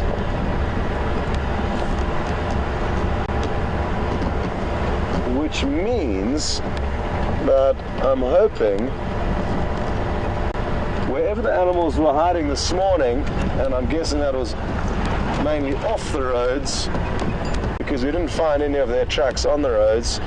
But hopefully now they're going to be starting to explore and move around, and that way leave some sign or indication to us as to where they might be. And I could follow tracks around in circles all day and I would still be entertained by it. It's difficult for us to convey to you at the moment from the vehicle, but it's something we are looking into changing and incorporating to the Safari Live experience, but it does require a bit of fine-tuning, well, a lot of fine-tuning, and there's obviously a lot more risk involved when you are walking on foot. You don't have the protection of this vehicle. But wouldn't that be nice for us to share the on-the-foot experience? It will certainly even get your hearts racing regardless of where you are watching from around the world. Like I was saying, as long as you're on the trail of animals, it can be very exciting. You don't necessarily have to be permanently looking at them, and I, just like I mentioned, get a thrill out of tracking them down. Go ahead.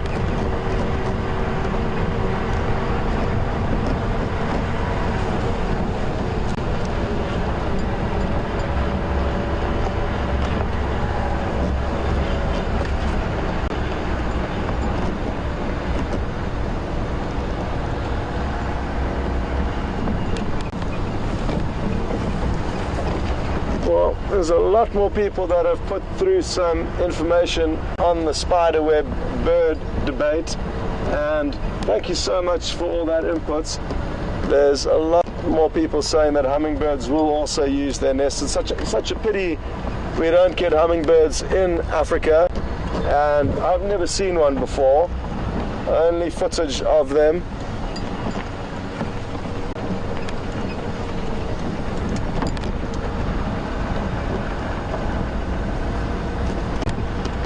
So, but they are certainly very impressive birds.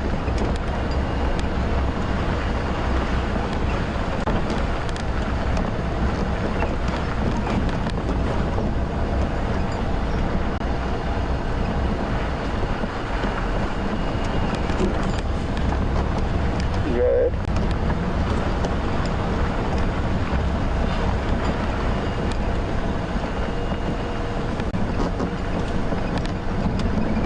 Now, for those of you who are watching from the UK, you can thank Joan for this little nuggets of information.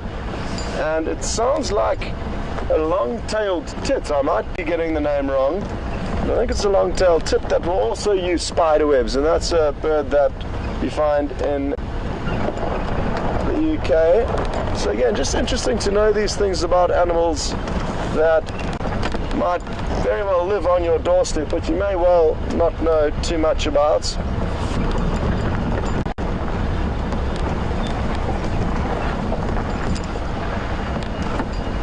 Some elephant tracks heading down this road, but it looks like they're from this morning.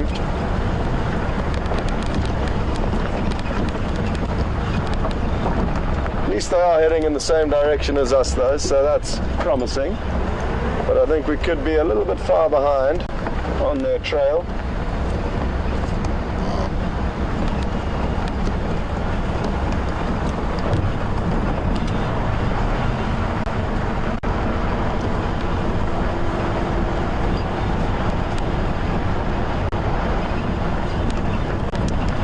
Any updates from Mark, Nikki?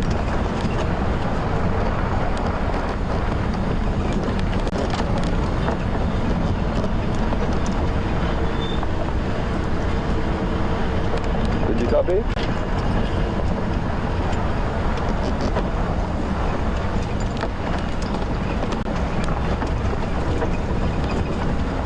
Copy those. Go ahead.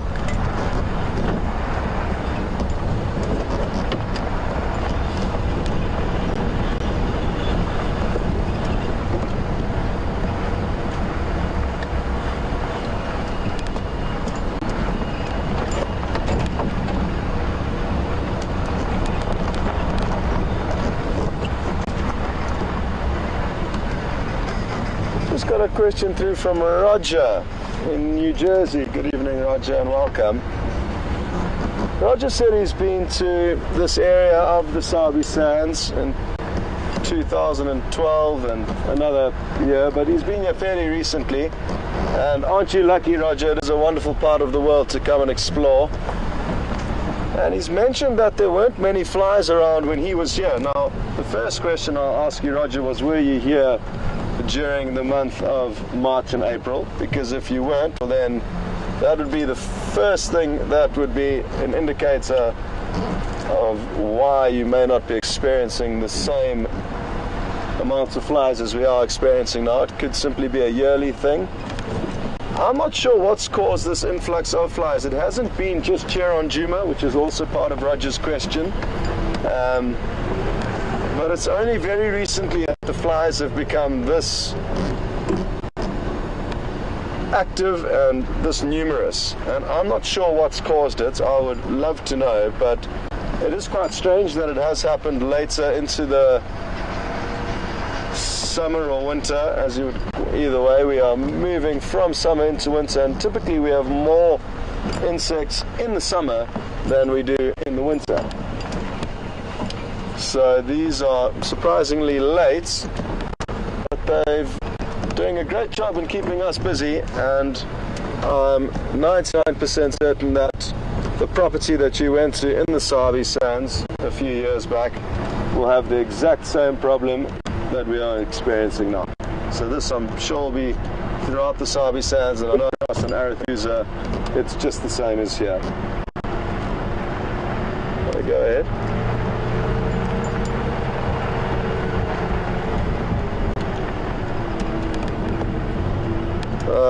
Well, I've got some terrible news, and sadly the second vehicle is not going to be out this afternoon.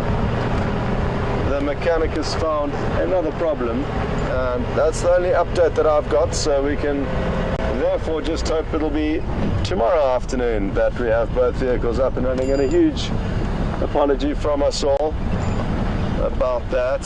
So you're stuck with me for the rest of the afternoon, and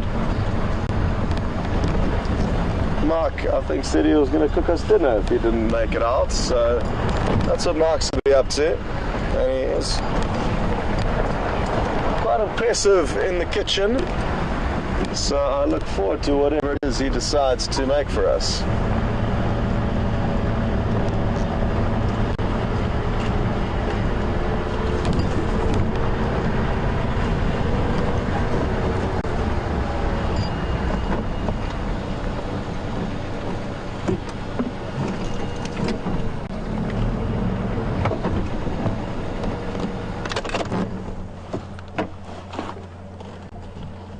Okay, well, we've just got an update from Karina. Thank you very much for this update, Karina. And Karina's noted that there's a lot of impala alarm calling at the Juma waterhole camera, so it would be worth us shooting across there, but there's a squirrel alarm calling down here.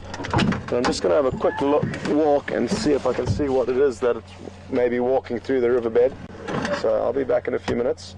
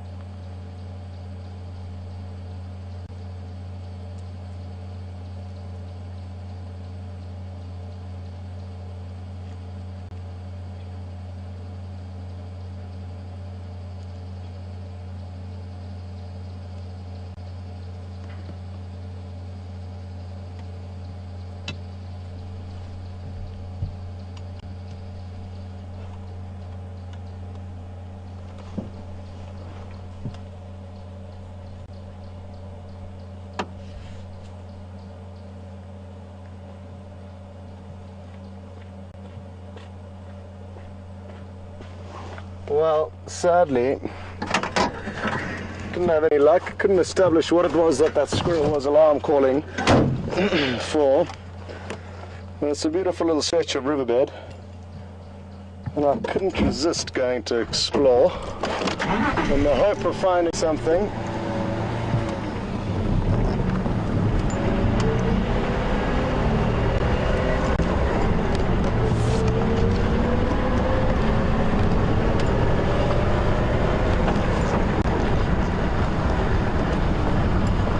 Okay, so impala alarm calling around Wium Waterhole. Stations a report from the Wium Waterhole camera. Apparently there's impala alarm calling around the dam. I'm not sure if anyone's there in the area.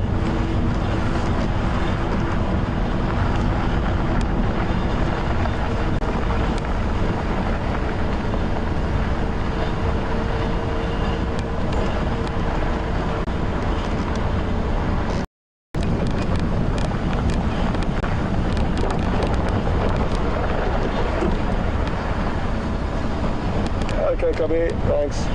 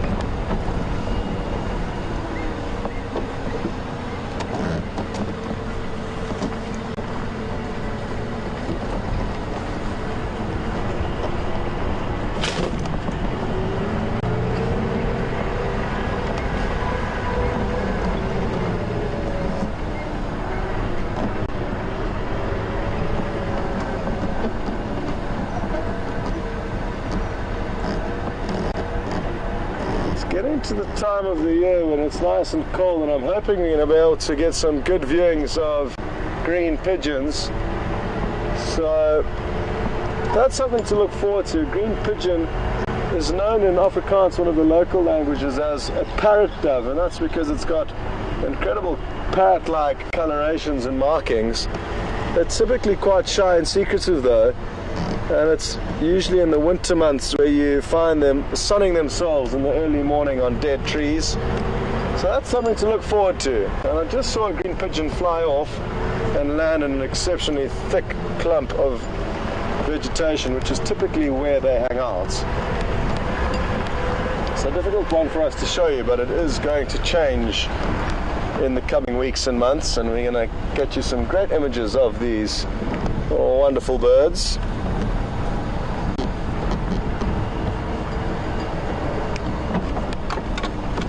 Go ahead.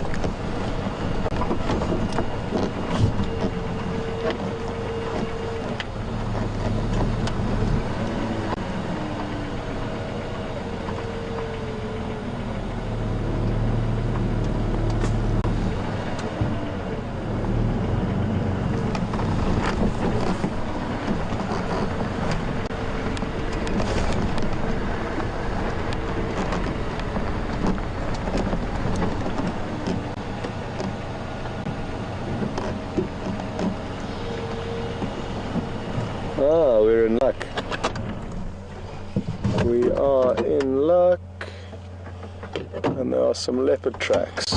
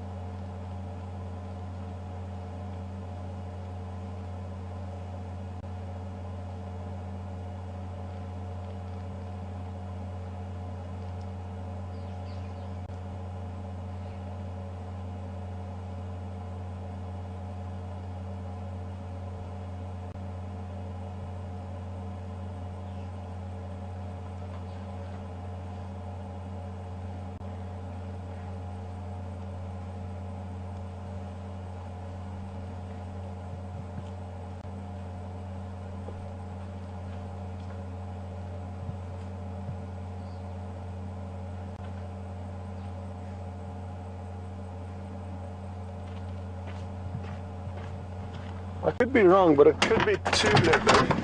Anyway, either way, we have got the tracks of leopards that were not here this morning, and I know that for a fact because I drove on this road this morning, and now the leopard's tracks are on top of ours.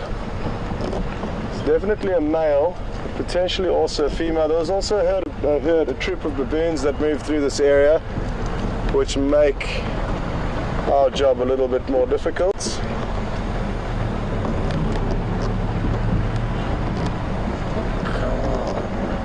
You can see the tracks clearly now as I stop here. These tracks go down in this left-hand track.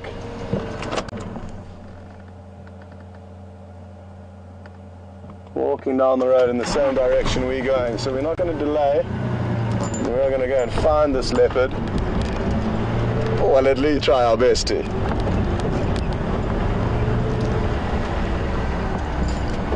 I'm guessing he would have continued up. Yeah, his tracks are here. Beautiful. Continuing up in this direction. Tracks over Madoda Ingwe heading south and west from Vulture's Nest Elephant Skull Junction. Sorry, Vulture's Nest and Yellow Road South Junction.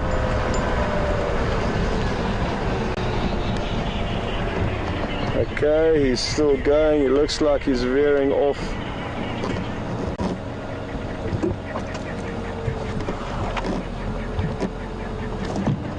Well then, let me know when you're closer by and I'll update you.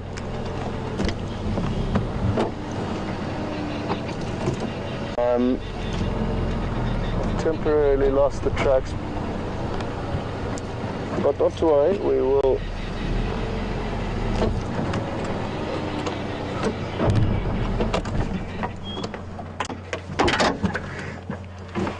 just Mkonzo for now.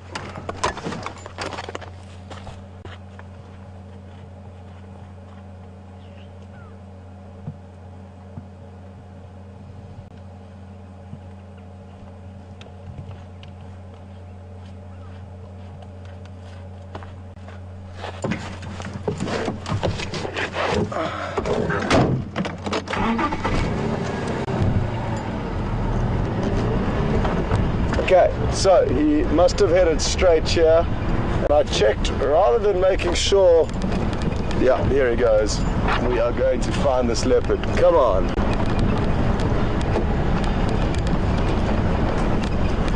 We're not too far from a waterhole that he could be heading towards, and I'm hoping that's where we're going to find him.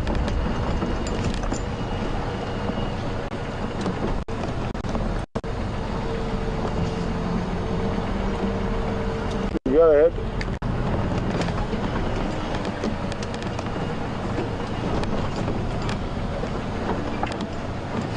I'm not sure, Lex. It was just a report from the waterhole cam. It sounded like audio, not visual.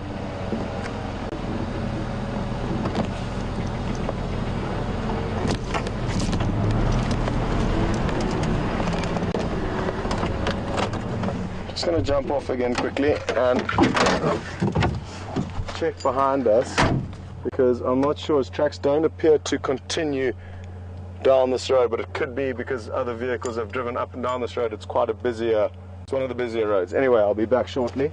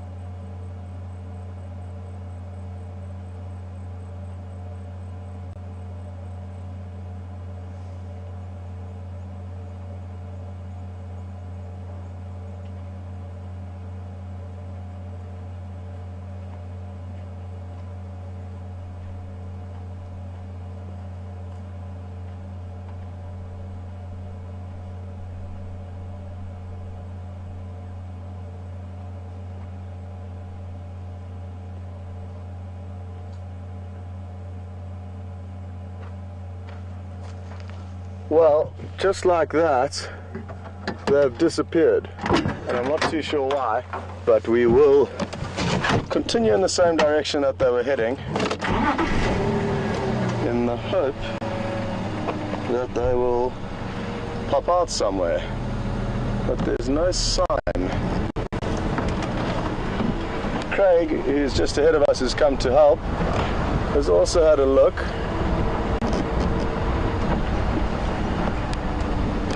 Can't see anything, but at least we are heading in the same direction that it was heading in, and it could have veered off and got onto a small trail either side of the road. I'm just going to update Craig now on exactly where I found the tracks, so he's got an idea of what to do. Oh, here they are. Awesome. So they are still heading down this road. How's it, Craig? Yeah, good. Perfect. It's one way of making sure you find them. You've got to drive onto them. Exactly. Afternoon, everyone. You're going to go straight on to Twin Dams? Yes, sir. I'll go Elephant Star and then do taxi after. Sounds good. Sounds good, sir. Okay, cool. I'll keep you updated if anything changes. See you later. Okay, just a proper debrief there. And these tracks are fresh. Come on, Mr. Leopard. I assume that he's going to have continued straight here, and yes, he does continue straight here. Come on. So now the trick is not to just look down at the ground, and that's a problem that I find myself getting into. We need to be checking also up in the trees, as it could be sleeping up there or just in the bush adjacent to us. I'm guessing it may have gone off on this little path here on our left, and I'm just going to loop ahead, make sure that none of his tracks veer off to the road that forks to the right here, which it doesn't look like it does. So that's good. He's still heading towards Twin Dams, which is not far ahead of us. And here's the small pathway that his tracks will come out, and I'm guessing, Wium, can you see them there? Okay, let me just go ahead a bit.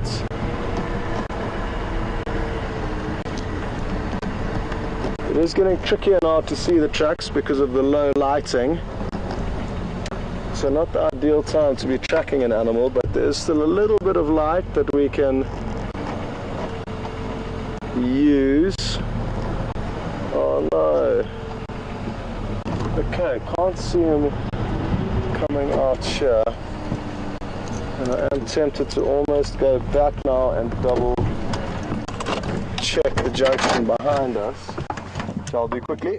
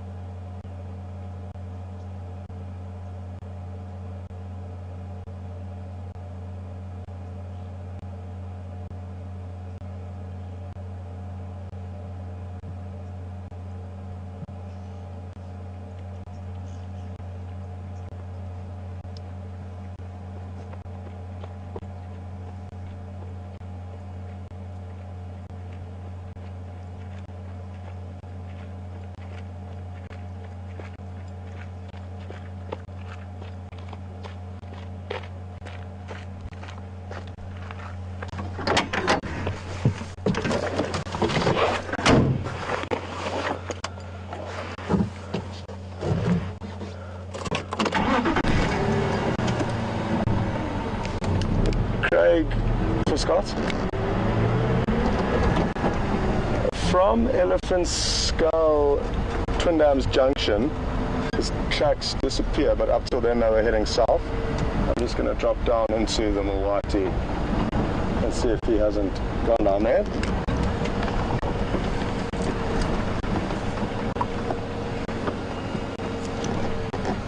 Maybe come east along Elephant Skull and then continue down to Treehouse, to Twin Dams, if you don't mind. Awesome, and this is so important and fortunate that we have Craig in the area to help us search, and we now, as you can see, communicating and working out how to check most effectively for this leopard. There's a small little riverbed that he could well have ducked down into. It is a common highway used by leopard and also other animals, and his tracks disappeared at an area where I've seen leopard disappear in the past down into the riverbed. Come on, where are you hiding?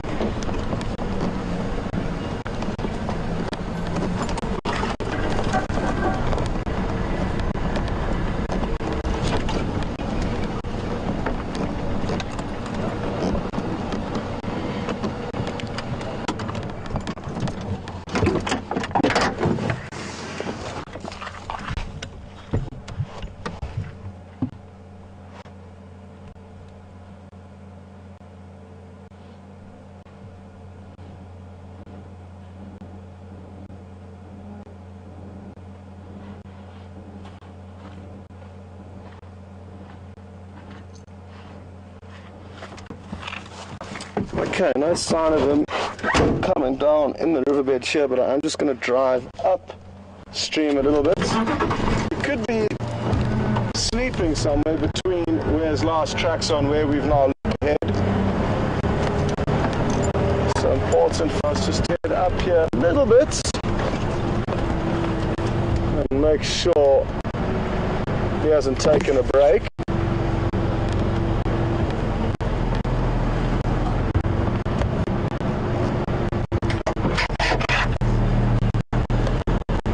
Really feel lucky about this.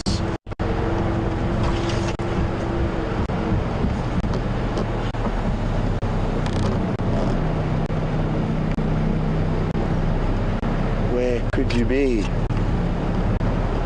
So there's somewhere around this area just up ahead of us where we had his last tracks heading from kind of right to left, and I thought he may have come down one of these little road backs joined to the river that we're driving through.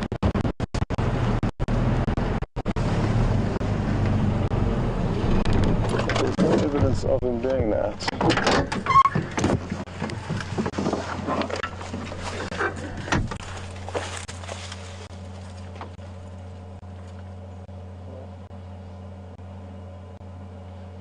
These are tracks.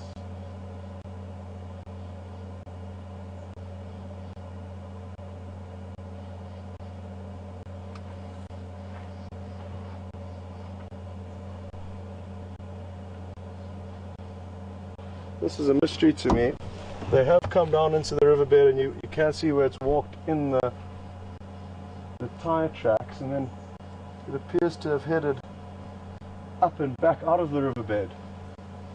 So I'm just going to shoot back up the hill. It could be that he was down in the riverbed as we drove past, and now is headed back up out of it.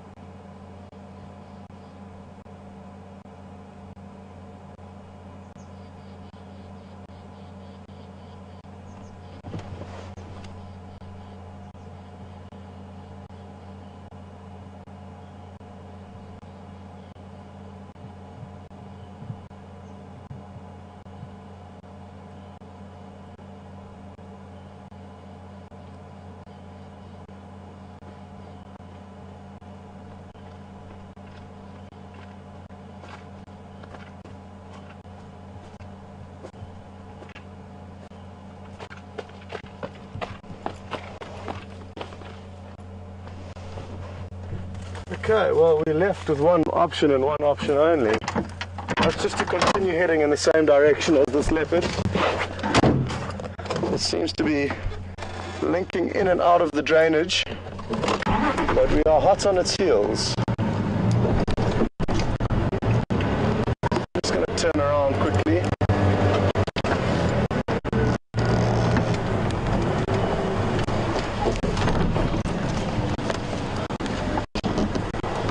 Sneaky.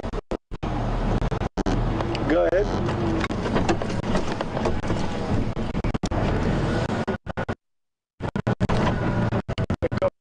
Where it starts to drop into the Mawati, that's Wium and Scott down this junction. But only if you get to walk in the drainage for a very short distance and then fast. So please be somewhere between Trinidad and Mawati. I'm going to drive south in the Mawati now.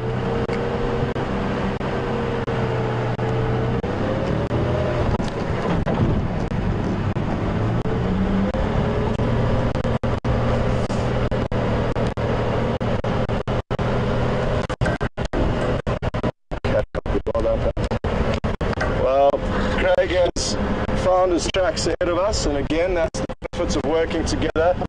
So now I know that I can leapfrog ahead of where he's now found some tracks of this leopard, and it's good news, but at the same time it's bad news because it is very close to our southern boundary, and that leopard could well have already gone to drink at Twin Dams and continued south out of our property.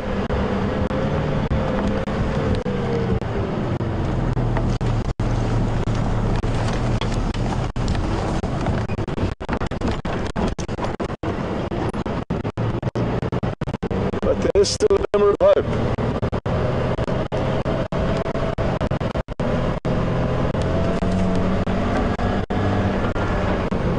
And a great lesson here to show us how actually active these animals can be, even during the middle of the day.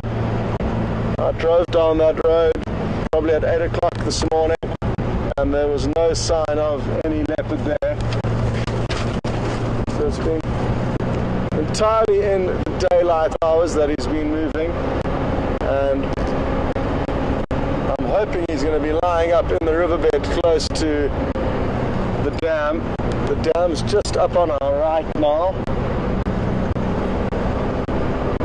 and it is a very leopard-friendly habitat, this, in the riverbed, for them to lie up and relax. Not sleeping in that tree. No, sadly not. Not his tracks there.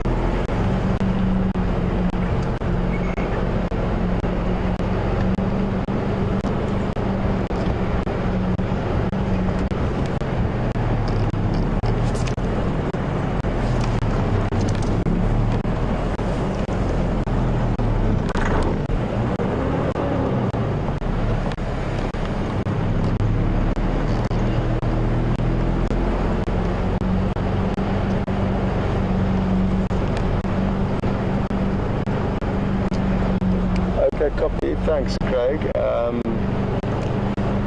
Perfect. I'm just in the Mawati Gari main.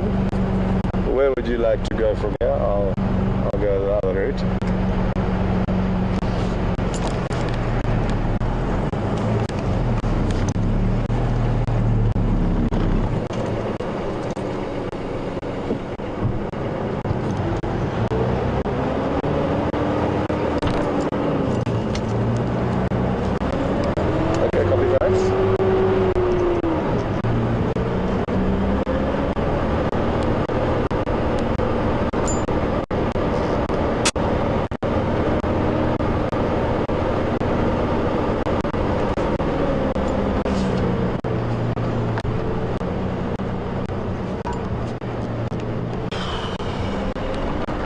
Okay, so just to keep you updated, Craig seen his tracks heading in a westerly direction away from the dam. So good news, still on our property, but awfully close to the southern boundary.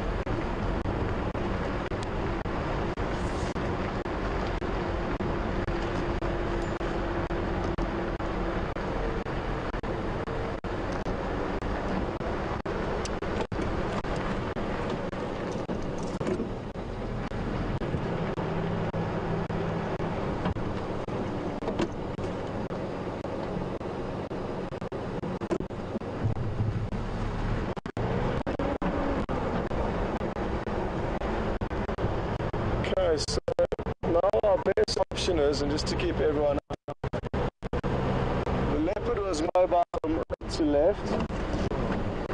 It's Christy Barbet. It hits me sometimes as well.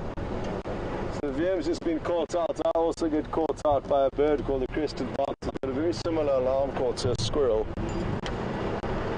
Well, it's more its actual regular call than its alarm call.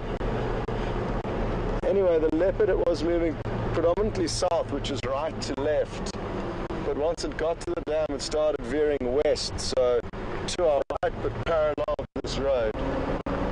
And we will therefore drive this road to double check that it didn't veer a little bit further south.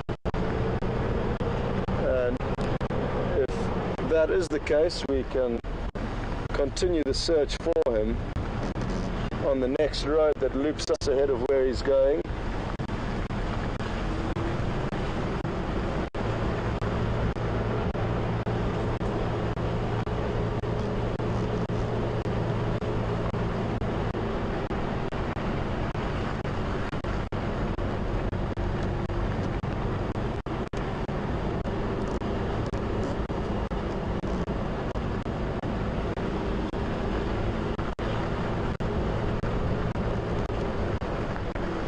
Oh, there they are. But they cross. But I will show them to you, just so that we're all on the same page here. Craig got his tracks crossing south here, about 200 meters west of the dam.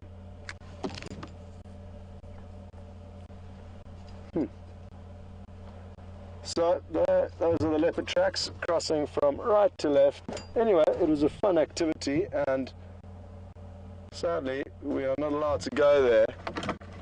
But we'll go and look for another leopard. How's that for a plan? We're fortunate it's not just one leopard we see here. That looks to be like a young male. I'm guessing either Quarantine or Kunyuma, two brothers of the same age.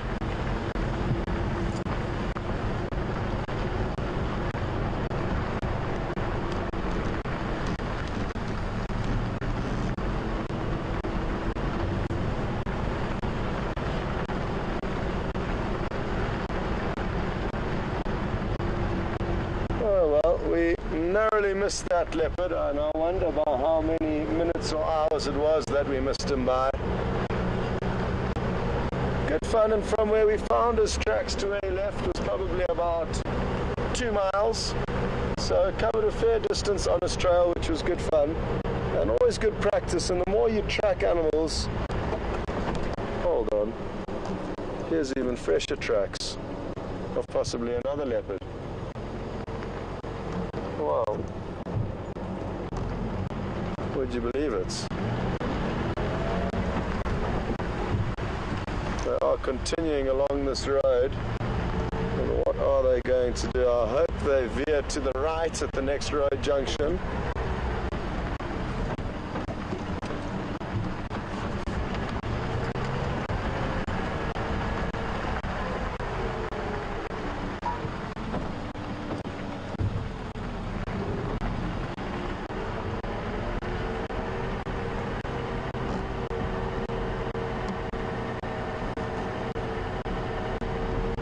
Oh, here they are on the left.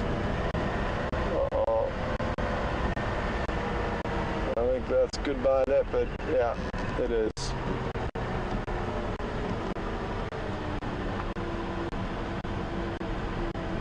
Off down that road to the left, sadly.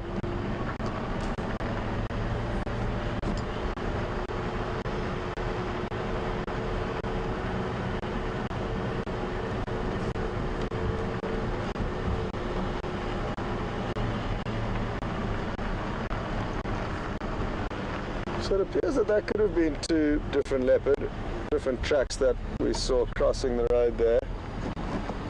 And that's what keeps us on our toes out here. You think you're tracking one leopard, but there could actually be two moving through that same area, and we're very privileged in that we do get high quantities of leopard moving through relatively small areas compared to the rest of other parts of Africa where leopard sightings may be few and far between.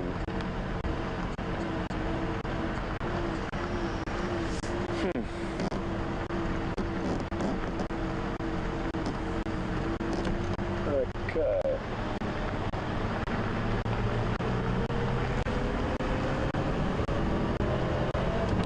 Now, where should we head to?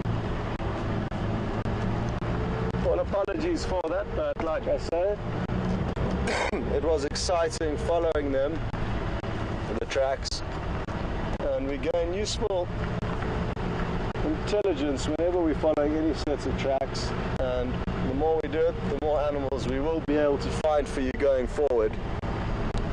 Sometimes, however, it just doesn't work out, and this time it was simply because we're not allowed to drive into that area that we couldn't keep following.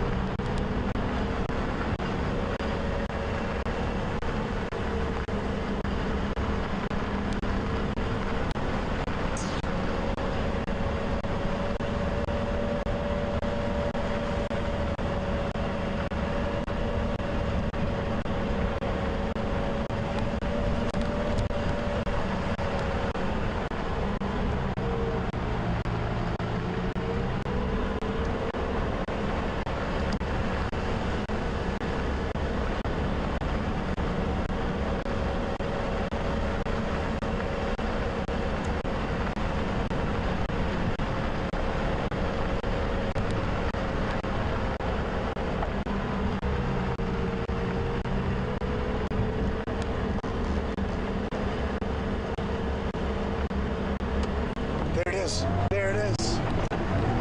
Yes. Maybe it's not the same one, but it's a leopard.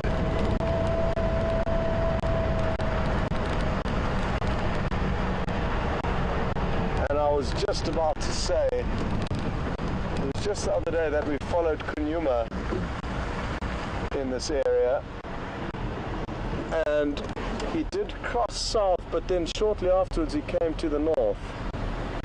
Don't play hide and seek with us, leopard, please. 1 o'clock or 1:30. Okay. They crossed the croc.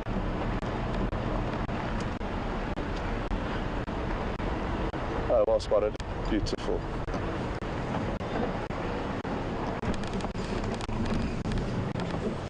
And it is a young male, so it could be the one we're looking for. Station's located. Male leopard is crossed back south over Gari Main.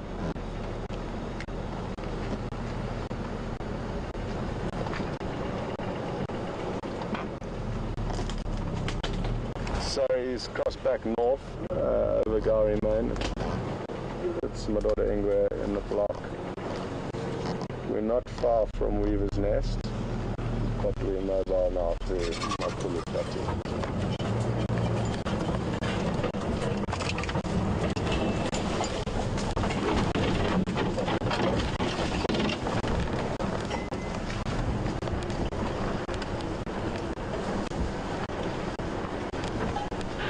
It's the one closest to Philemon's Dip, Philemon's cut line. So Impala has just seen him and it's alarm calling at him now. So sadly a missed opportunity, but haven't we got lucky?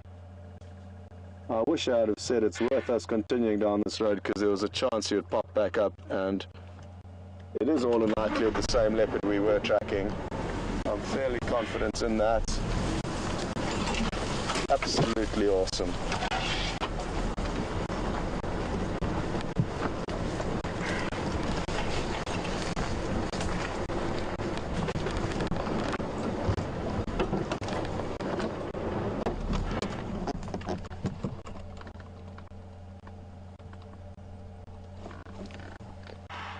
Now, he's a youngster and he's still poised and interested. I mean, there is still a very slight chance that he could catch an impala. But without the elements of surprise, these predators have a very, very small chance of catching their prey. So they rely on the ambush and elements of surprise.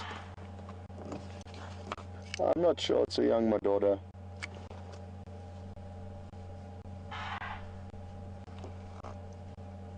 One of our viewers who is very good at identifying these animals says it's Kunyuma. And I've just updated the Game Drive channel there that Raisa, who's certainly one of our top leopard identifiers amongst the viewers, thinks it's Kunyuma. But a few of you also think that it could be quarantine. Sorry if we've lost signal, but we've had to just put down the antenna for a second.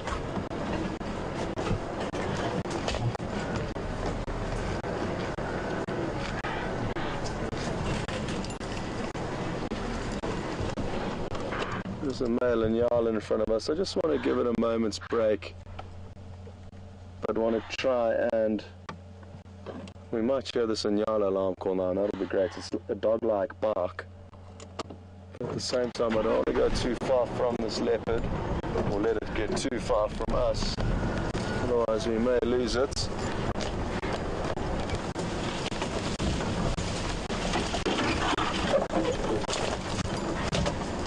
A lot of these trees I drive over pop back up, and we know all the individual trees arches, some of which if we drove over would give us a puncture instantaneously. So I'm driving over certain trees, creating as minimal impact as possible on the environment. And how else would we be able to show you this animal if we didn't follow it through the bushes cautiously and carefully as we can?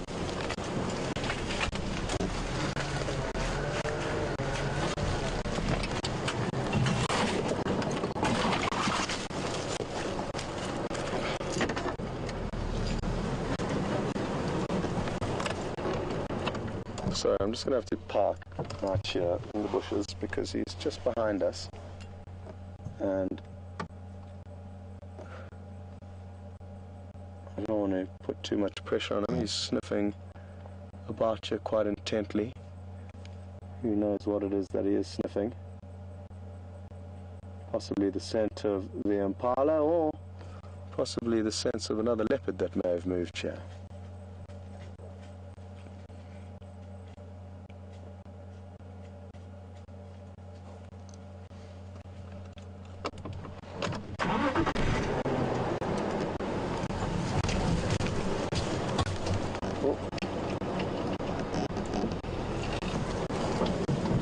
Antenna's taking a beating this afternoon.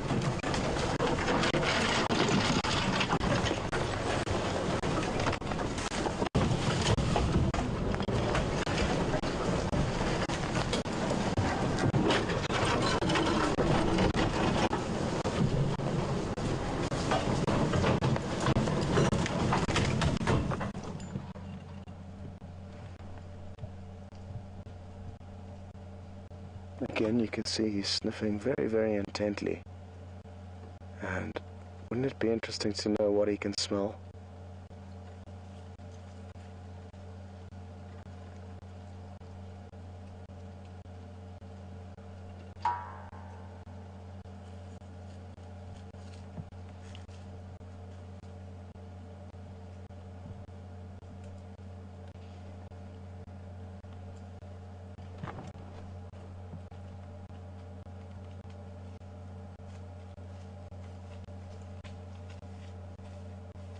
You'll notice as he moves through the vegetation, you can actually hear him. And that's what makes hunting more difficult in winter. There's a lot more dry vegetation that can give away his approach. But look at this. Absolutely beautiful. You don't get better than this, and again, we are absolutely spoilt with the proximity that we can get to these animals without interfering with what they're doing, as well as the amount of times that we do actually get to view them at these close proximities.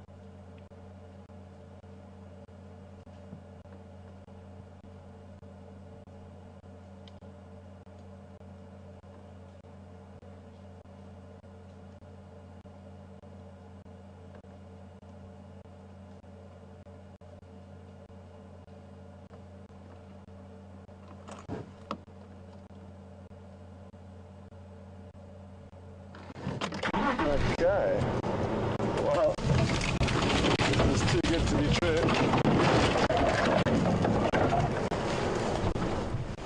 Really got attacked by a stray branch there.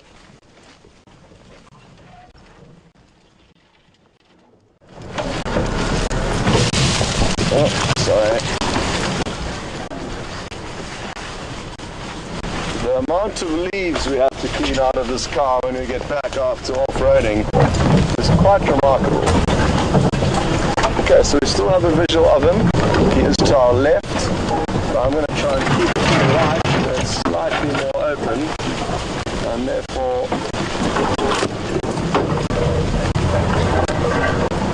take the path of least resistance.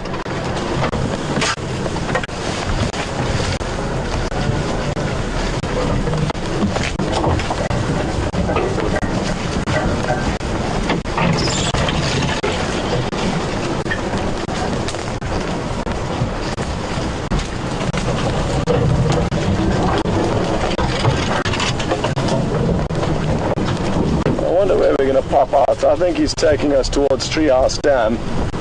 This is just a shortcut though that he likes to use, I guess you could say.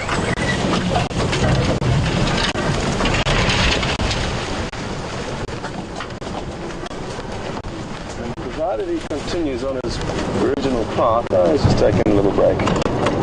And so will we.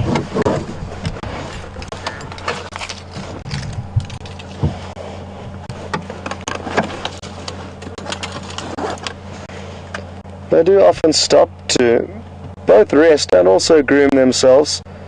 As they move through this vegetation, they pick up a lot of burrs that require constant maintenance. A beauty like that of a leopard comes with a price, and that is the price they pay: constant grooming.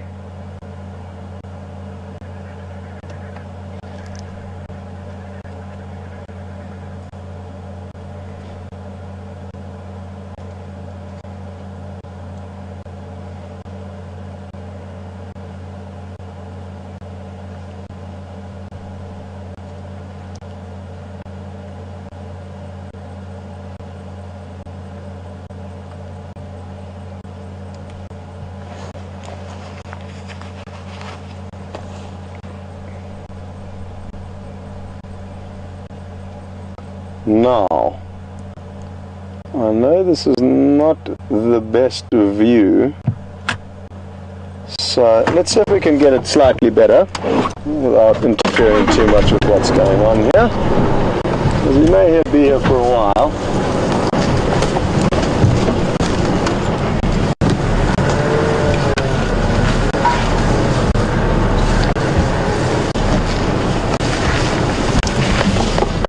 Ever so slightly better.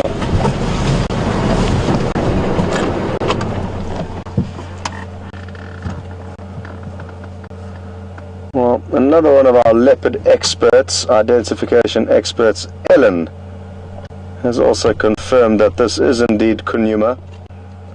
So, as I suggested when we were following the tracks, it was either going to be this individual or his brother, called Quarantine. And they were both born just over 2 years ago and are now beginning to establish themselves as male leopards. They're still young and would only probably become sexually active in another 3 or 4 years' time. So they've got still a lot to learn, and they are still camping out in their mother's territory. They are tolerated by their father, Mvula, but that tolerance may not last very long, because he knows that they certainly will try at any given chance to mate, and it's his job to make sure that they get out of here and spread their genes elsewhere. For now though, we have been thoroughly enjoying sightings of these leopard, and it is mainly him and his brother that we view. It would be really interesting to know, in terms of minutes of time spent with animals, which leopards got the most time and how much time we have actually spent since we've been filming in November. I've spent some drives where the entire drive from before we start till finish we are with these animals. So it would be an interesting statistic. But I think this guy and his brother certainly are ahead of any of the other leopard that we do see.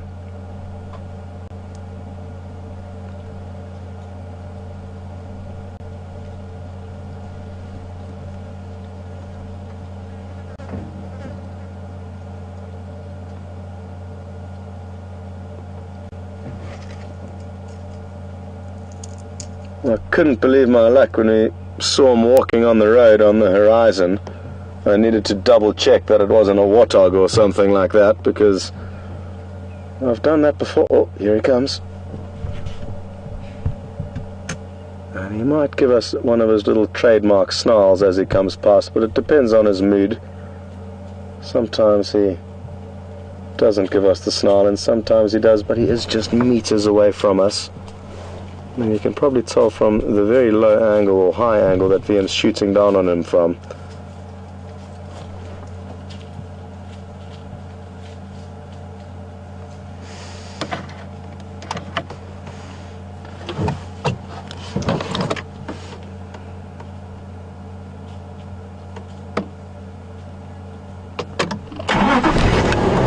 Wonderful.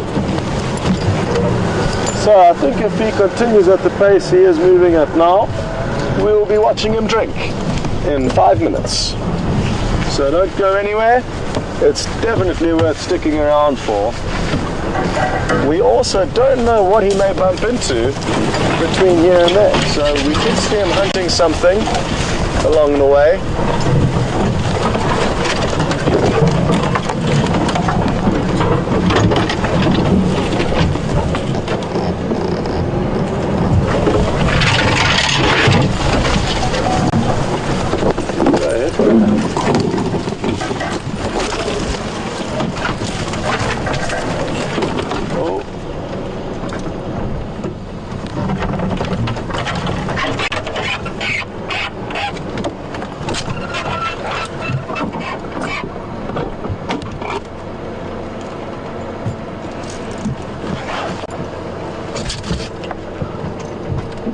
Where's that leopard, Wium?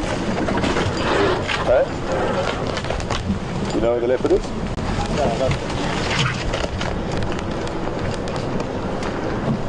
So we've just got a question through from Debbie, and Debbie's interested to know why I draw a line in the sand with my foot when following tracks, and it's simply to make a clear marker if we need to come back and double check where we last cut his tracks, or for other vehicles coming to help in that area. That straight solid line makes a clear point for people to look for the tracks, and as the sunlight changes it becomes harder to see tracks. That mark will help people be aware of the tracks. Now we have lost this leopard, so I'm just concentrating on trying to relocate it. I'm fairly confident we will. And it's somewhere off to our left. It's very, very thick. And you can hardly even see through it, but it will finish and he's going to probably pop out the other side of it. So you're just going to keep on looting it out.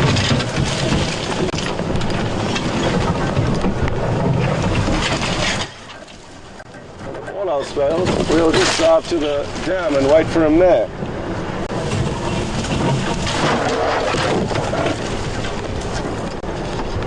We are getting very close, I feel, to the waterhole.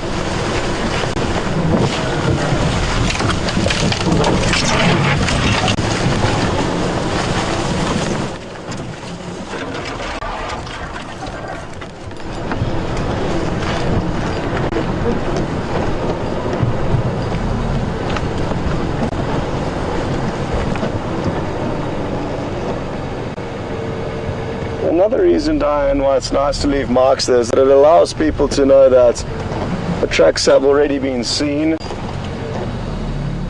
as it can be difficult to differentiate the tracks from yesterday, from this afternoon, and compared to tomorrow's tracks or tracks from this evening. Oh, here he is. There we go. Wonderful. I was beginning to panic, a mild panic, but now we are back on track.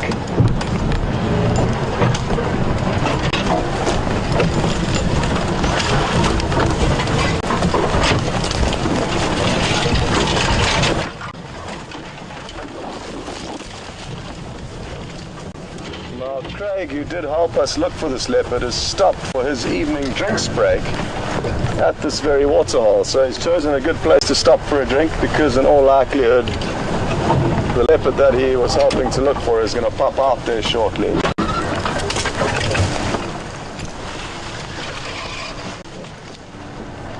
Well, thankfully there's a road just ahead of us, and I'm hoping once he gets onto this road he's going to spend a little bit of time on it. Okay, come along Treehouse Road quickly and out towards Shibam. We've got him here.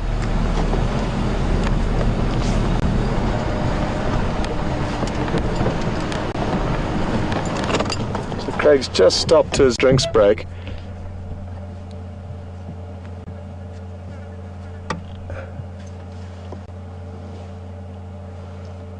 Affirmative.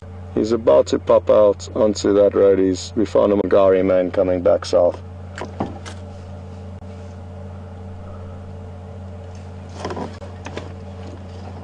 Go ahead.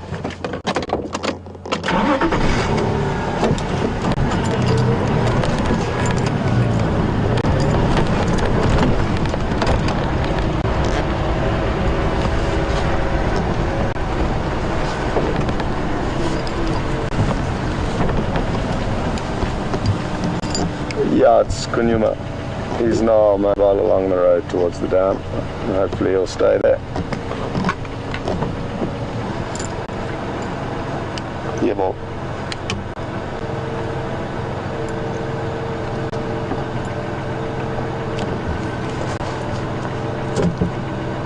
Affirmative. Bad news though, he has just crossed over the road into this very thick drainage line. But if we stand by at the water, I'm fairly certain he's going to pop out there.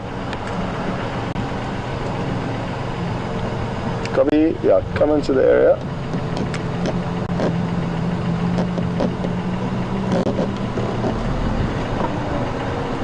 And Craig, keep coming. He's now moving parallel to the road, so there's a chance we'll get a glimpse before he heads off into the thick stuff.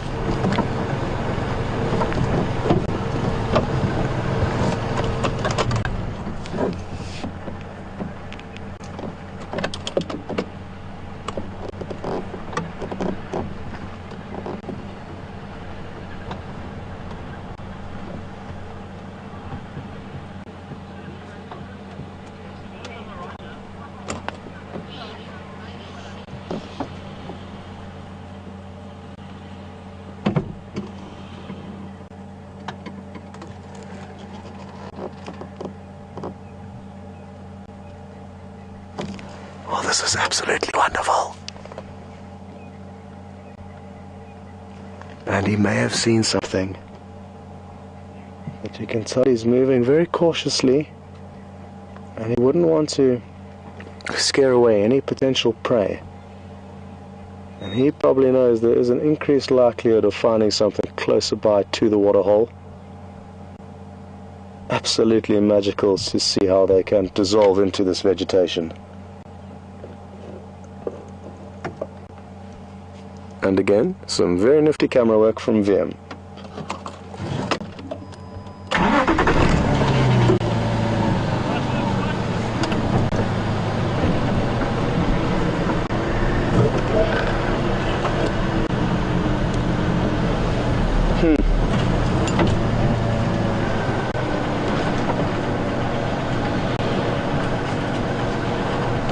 Craig, you're more than welcome to stay with him there. I'm going to loop ahead to the dam, and hopefully he's going to come back that way.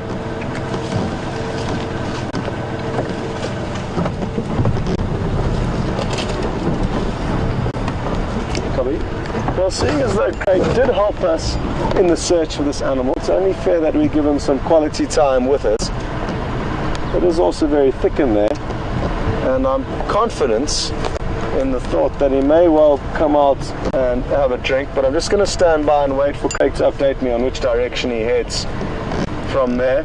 But what an afternoon it's been, and again, luck was on our side. It's not every time we track an animal that we get to find it, and today was one of those memorable and lucky afternoons. So I hope you enjoyed that.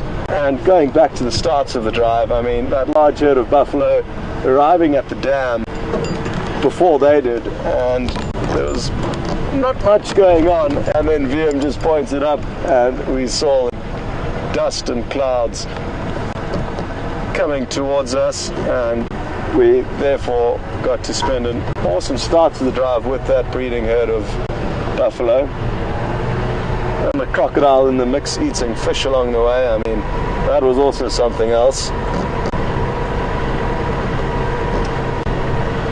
So I'm gonna just find a place to go and wait, and there's a little bit more time and enough time for him to reach this dam, and if he does come down we may be able to extend the broadcast a little bit, but thankfully Craig's keeping an eye on him there,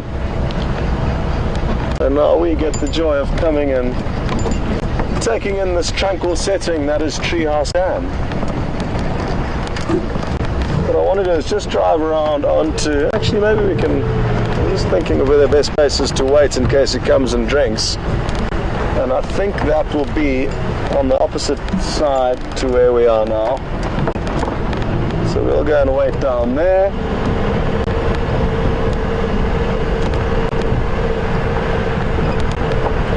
And with a bit of luck he continues towards us.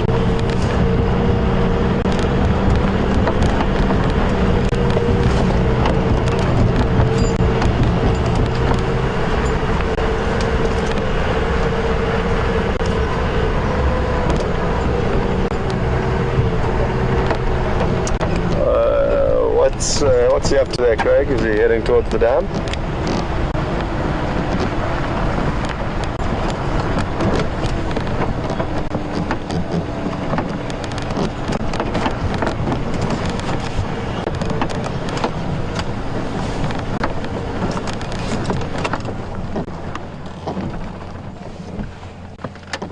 Okay, copy, thank you. I'll stand by here and see if we get lucky.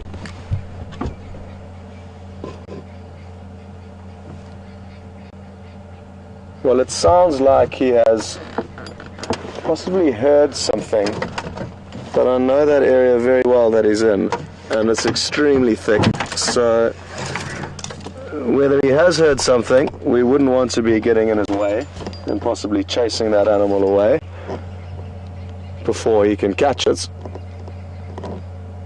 So it doesn't make sense for us to follow him through very thick vegetation, especially after we've been spoiled with such great sightings of him already this afternoon. But I do certainly think it is worth us waiting a few moments here at the dam.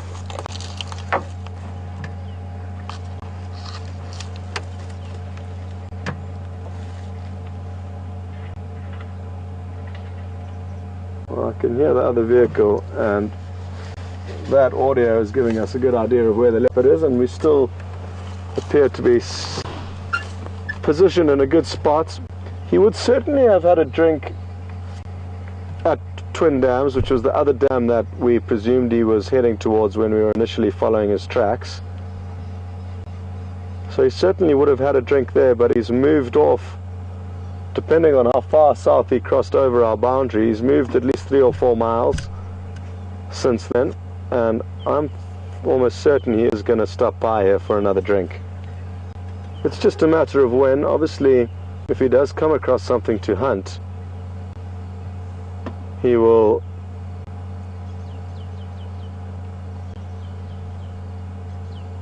much rather try and catch something, because the opportunity to catch prey is going to go away. The opportunity to drink water here will be here at least for a few more months.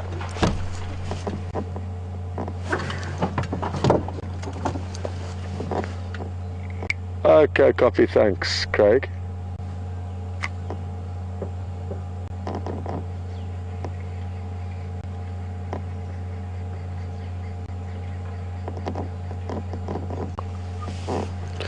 So Craig has just said that he is now lying up. So we will therefore leave him to it and see what else we can find with the last few minutes.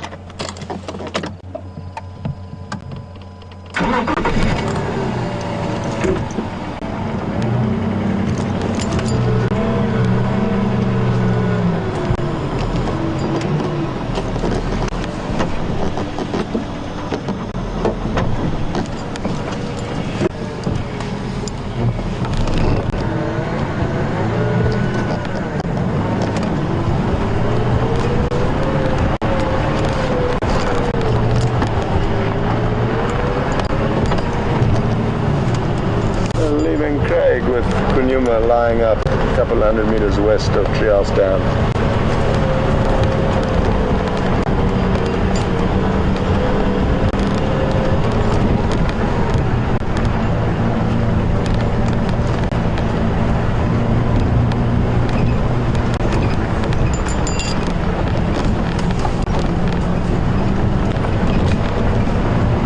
Thanks guys, I'll be closing down.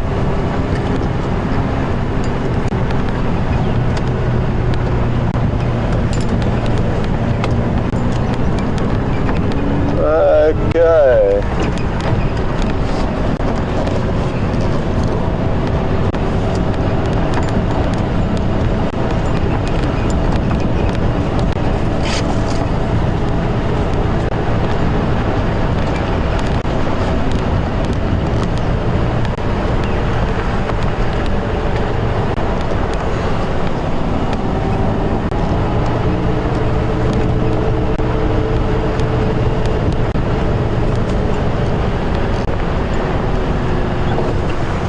It's my friend yours, who I haven't seen for a while, and he's one of the landowners who has a property here and is always very, very accommodating of us on safari.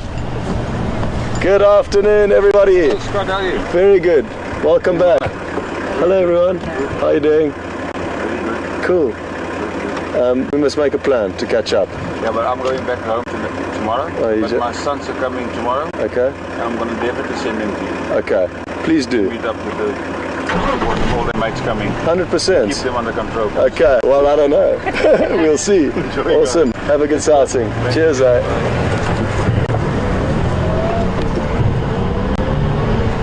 What a lovely man he is, and we don't see too many strange faces out here. You get used to seeing the same faces day in and day out, so it's always understandably very enjoyable to have a new but familiar face on the block, as he's been away for a couple of weeks now, and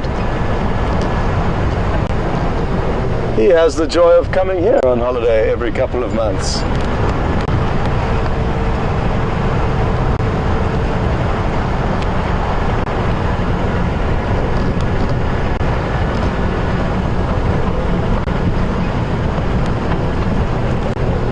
Smell the smoke in the air, and obviously it's dense and heavy, the smoky air, and that's why now that it's cooling down, this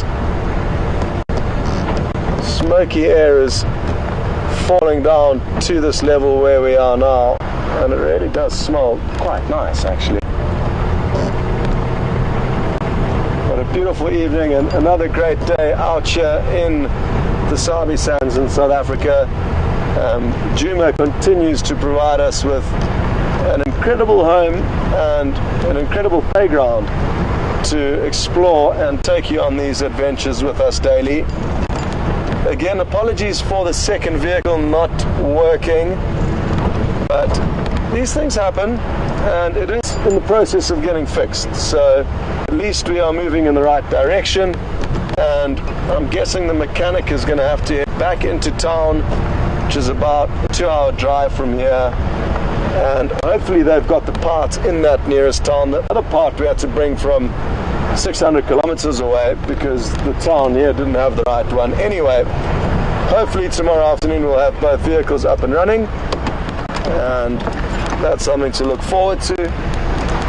And we do have another visitor in camp, Stefan, who was here a few days ago to help out with the walking, and also potentially and will be doing some of the presenting, so there is going to be another presenter in the mix, but I'll leave it at that for now.